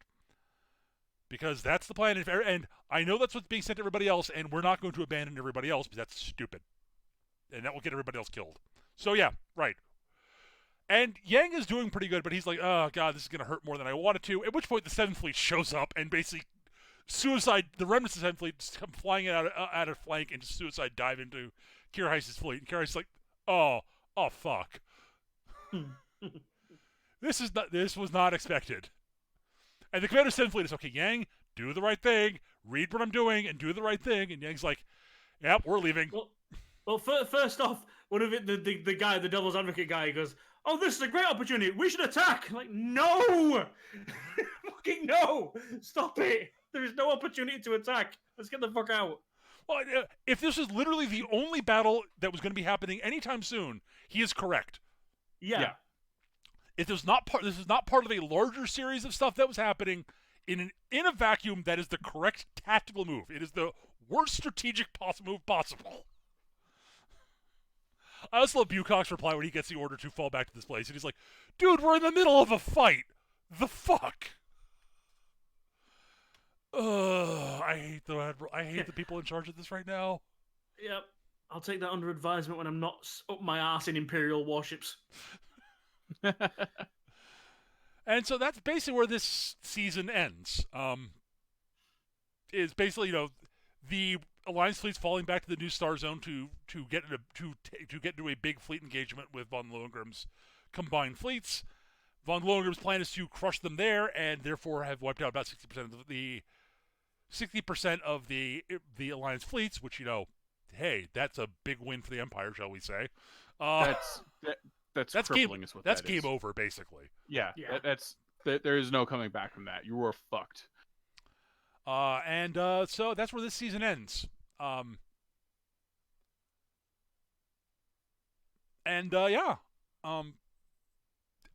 what I understand, the next season of the show is basically going to be broken up into 3 movies that are coming out over the course of this year, apparently, at some point, or next year, I forget. I've been looking. It's basically they're literally just doing 3 2-hour movies as opposed to doing a televised thing for it, which means it'll be really pretty, I think. But yeah, I'm looking forward to those. But yeah, that's Legend of Galactic Heroes, the Neue Thesis, because I'm not going to try to say that in German. What did you guys think? All right, so I guess I'll start this off. Yep. So this is a fairly interesting political story about the centers around 2 philosophies that Yang and Lowengram are avatars of. Lowengram's all about ambition and the innovation required to achieve that ambition. Yang's all about preservation and the need to and the innovation required to reserve what he cares about. And it's really interesting watching these 2 diametrically opposed ideals bash each other together like a kid with action figures. Like I think that's a really cool thematic idea. Like they are equals because preservation is important, but so is ambition. And watching them go toe to toe with what is effectively a very aggressive philosophy on combat and a very conservative philosophy on combat, and watching it as they sort of dance around each other and butt heads. Yep. And that's what makes the show interesting to me, is watching these 2 philosophies exemplified by these 2 characters butt heads. Yep. Even without actually even sharing any screen time together at all, because why would they? They're in giant spaceships. Yeah. I really do think it's interesting that Von Lohengram really would. He says early in the first episode that he would love to meet this guy. Yeah. Oh yeah. I don't think Yang wants to meet Von Lohengram. I think Yang literally just wants to go home and read about history and I think hang Yang, out with his adopted kid. Like honestly, I think Yang would find Von Lohengram interesting and would enjoy talking to him. From a purely academic standpoint. From a purely academic standpoint, I think he'd be really interested in Von Lohengram's interpretation, thoughts on like the current state of affairs in both the Alliance and the Empire, and historical precedent set and all that other stuff. And Von Lohengram's going to be really interested in talking about like what actually drives Yang and why he does what he does. Yeah. Because Von Lohengram doesn't give a fuck about the past, he cares about the future. Yep. And I don't know how I feel about them ever meeting. I don't remember if they do in the show. I remember roughly what happens to the 2 characters, but I'm not going to say. They're eaten by giant space slugs. I mean, there is also opportunity for artistic license to potentially change a few bits. As long as they handle it well, I'm fine with that. But yeah, I think that's the crux of the show, and that's what makes it really interesting to me. It's also fairly well animated. One thing we forgot to mention is the one other little bit that happened with Jessica. Yes. Oh right, yeah. Jessica goes into politics as an opposition candidate. Basically saying, yeah. And it's very clear she's taken some of what Yang said about learning from the past to heart. Yes. Because the future is built upon the present, and the present is built upon the past. And she's basically going in with a full-on, not anti alliance, but definitely the war is wrong. Why can't we just have peace? She's doing it as diplomatically as possible, and she's getting a lot of momentum behind her because of it.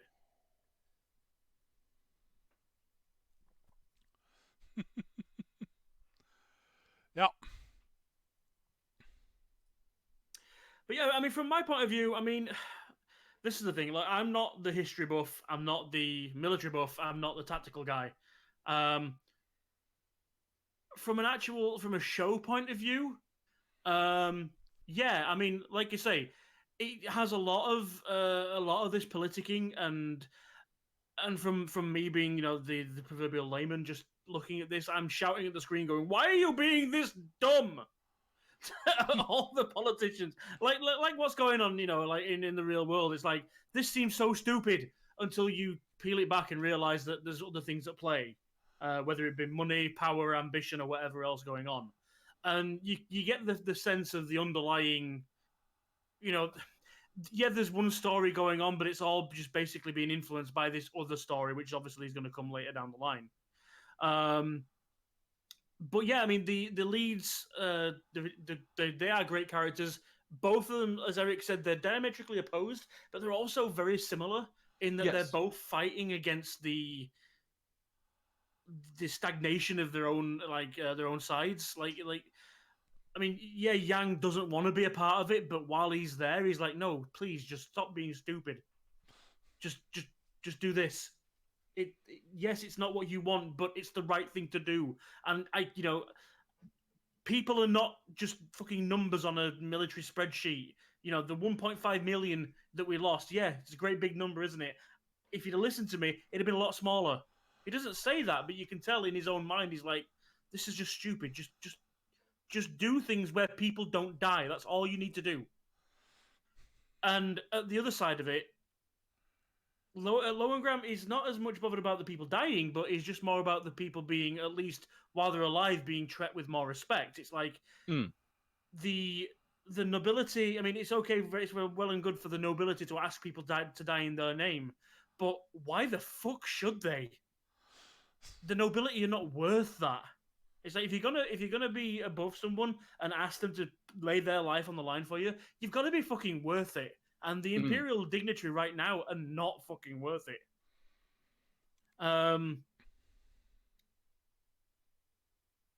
But yeah, I mean, as Eric was about to say there, obviously because it's been redone and reworked, yeah, the animation's great. I'm assuming it's cut out a little bit of the chaff from the original show because, like Peter said, it's a very, very long show. Didn't seem to drag. I mean, this is only 12 episodes for the first season. There was no slowdown. There was a lot of politicking. So again, if you like that kind of thing, great. Similar in fact to the Gundam show we just watched. There's you've done a lot of political stuff lately. There's a lot of that going. What's going on in the background and the maneuvering, and there's never such a thing as a yes or a no answer. There's always caveats. No one, even Yang, he's trying to make that. All he wants to do is retire and leave the military, and they're saying, "Well, you can do, but." And there's always that but. There's always that if. There's always that maybe. There's always that when. Yeah, it's an interesting show. Yeah, as I said, I've watched the original one ages ago, and I really liked it. And this is a very good adaptation of it and abridging of it, because it does abridge it. The episodes on their Yang and Reinhardt's backstories they cover the same amount of details in a shorter period of time. So if I remember correctly, it was more than just one episode for each of their backstories. And you get to see, like for Reinhardt, you get to see more of what it is he's fighting against in the Empire. It's not quite as truncated, but you get enough of it in the show to really understand where he's coming from. And so it's a lot of stuff that I think that while basically it boils down to you lose some of the nuance of what was done in the original version of the show, but it makes up for it in pacing because the show is better paced.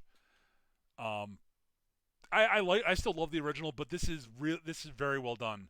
And I want to see the entirety of that original story covered at this kind of pacing with this quality of attention to detail and how well it's done. There are obviously times where they do cut corners on the animation.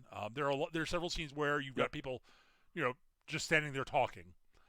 But at least every now and then, while people are having their dialogues, they'll move. And when they do move, they're well animated. They do believable sort of physical gestures when they're doing that. I mean, this is a thing I've just realized. Actually, I've just been looking through some of the wiki while we've been doing this, and one thing that just popped up to me there is, I mean, this is the sort of show you're expected to go into. Okay, so it is a very talky show. It is much more about the ideas rather than the action. I think we've already got that across. But to give you an idea of that, this was actually a stage show. Yeah. They developed an actual theatrical on-stage show, which, I don't know if you know about those, you're not really going to see spaceship battles on stage. Nope. It's very much about the political thing. And in fact, I think it ran when the stage show ended, the stage adaptation ended, that's when they announced that the anime was going to be released. So they said, right, okay, we've done this. Here's the show. This is our last night. By the way, there's a new anime coming. There is also a musical version, which, if you like your musicals, there you go. But it's an epic space opera, so I'm not surprised, honestly. Mm-hmm. I really enjoy the show. It's not my favorite anime space opera. That's definitively Yamato. But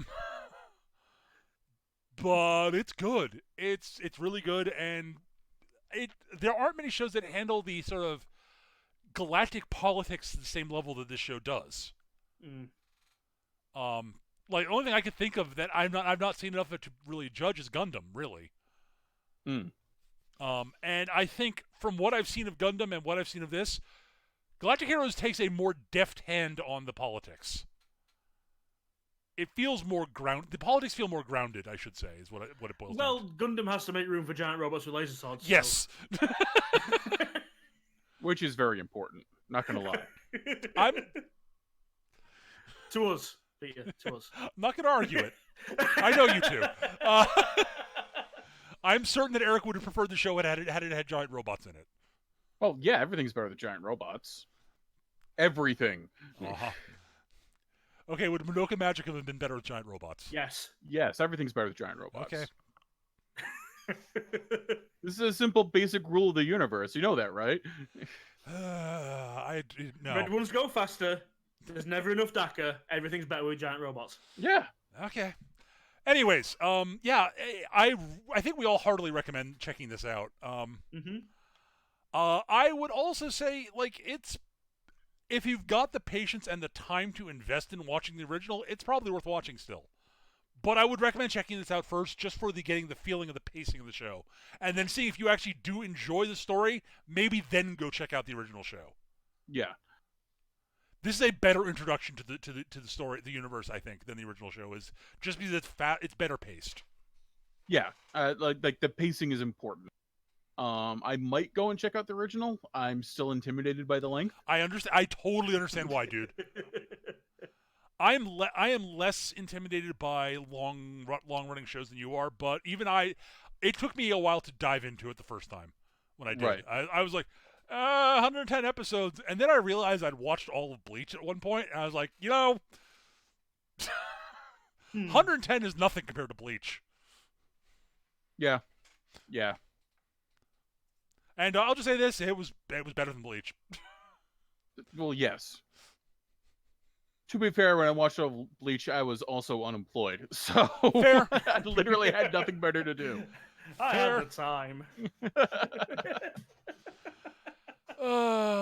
Anyways, but that's going to do it for this episode of 3 Minute Anime. I hope you guys enjoyed this. We went a bit long, but that's okay. Just a bit We always long. do when it's a This dense is show. It's a dense show. Honestly, there's a lot that's going on. Also, we did not talk about all the characters. Oh my god, all the characters. No, there are so many characters. Jesus Christ. There are 3 you have to remember. Yes. You have to remember Siegfried and Reinhardt, and you have to remember Yang. Yep. There are other characters you might want to remember, like Julian and Jessica and von Schoenheim and all those guys. They're shown off. They're a bunch of characters you might want to remember, and they're a bunch of great side characters. Some of the side characters are absolutely fantastic. Greenhill's Frederica Greenhill's fantastic. I want more of her. She's great. She's hilarious. Yeah. Because she's very polite and nice and demure, but she does not put up with anybody's bullshit. No. It's like, literally, like, she seems like these sort of, you think, oh, she's one of those meek, like, she's one of those traditional meek anime girls who put, you people will trot over. No. She just acts like that with people she likes and trusts. But if you push her, she is a fucking brick wall. She will sit your ass down. She turns into steel very quickly, and it's awesome when she does. Yes, it's great. As I said, I absolutely love that whole, not even a salute. Oh.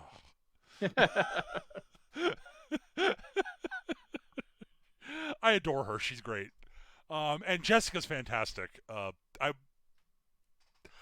don't remember what happens to her in the full series, but there is a level of, oh god, that woman might actually just be doomed. There are a lot of characters who are like, I'm not certain if they're going to make it out of the show alive. Yeah. And I'm going to say this, I do not rule out the main characters. Mm-hmm. Yeah. Like, I could see either Yang or Reinhardt actually buying it. At some point. This is that sort of show where they're like, yeah, no, it makes sense for them to go down here. That's the thing. When you get that good and you start spoiling people's plans, and people who like to work behind the scenes, you start to become a target. Yeah. At any rate, that's going to do it for this episode. Eric, you have the next selection. Have you decided what we're going to watch next? All right. Having done several longish, heavily political shows with lots of like dense politicking and scheming and whatnot, I've decided that we're going to fucking do Fooly Cooly. Okay. So, and now for something completely different. So now for something completely different. We'll be back next week with Fooly Cooly. The episode will take just as long. We very likely will finish the show this weekend. It's 6 episodes. It's 6 episodes of pure brain fucking awesomeness. Oh shit, I better start picking my next one then too.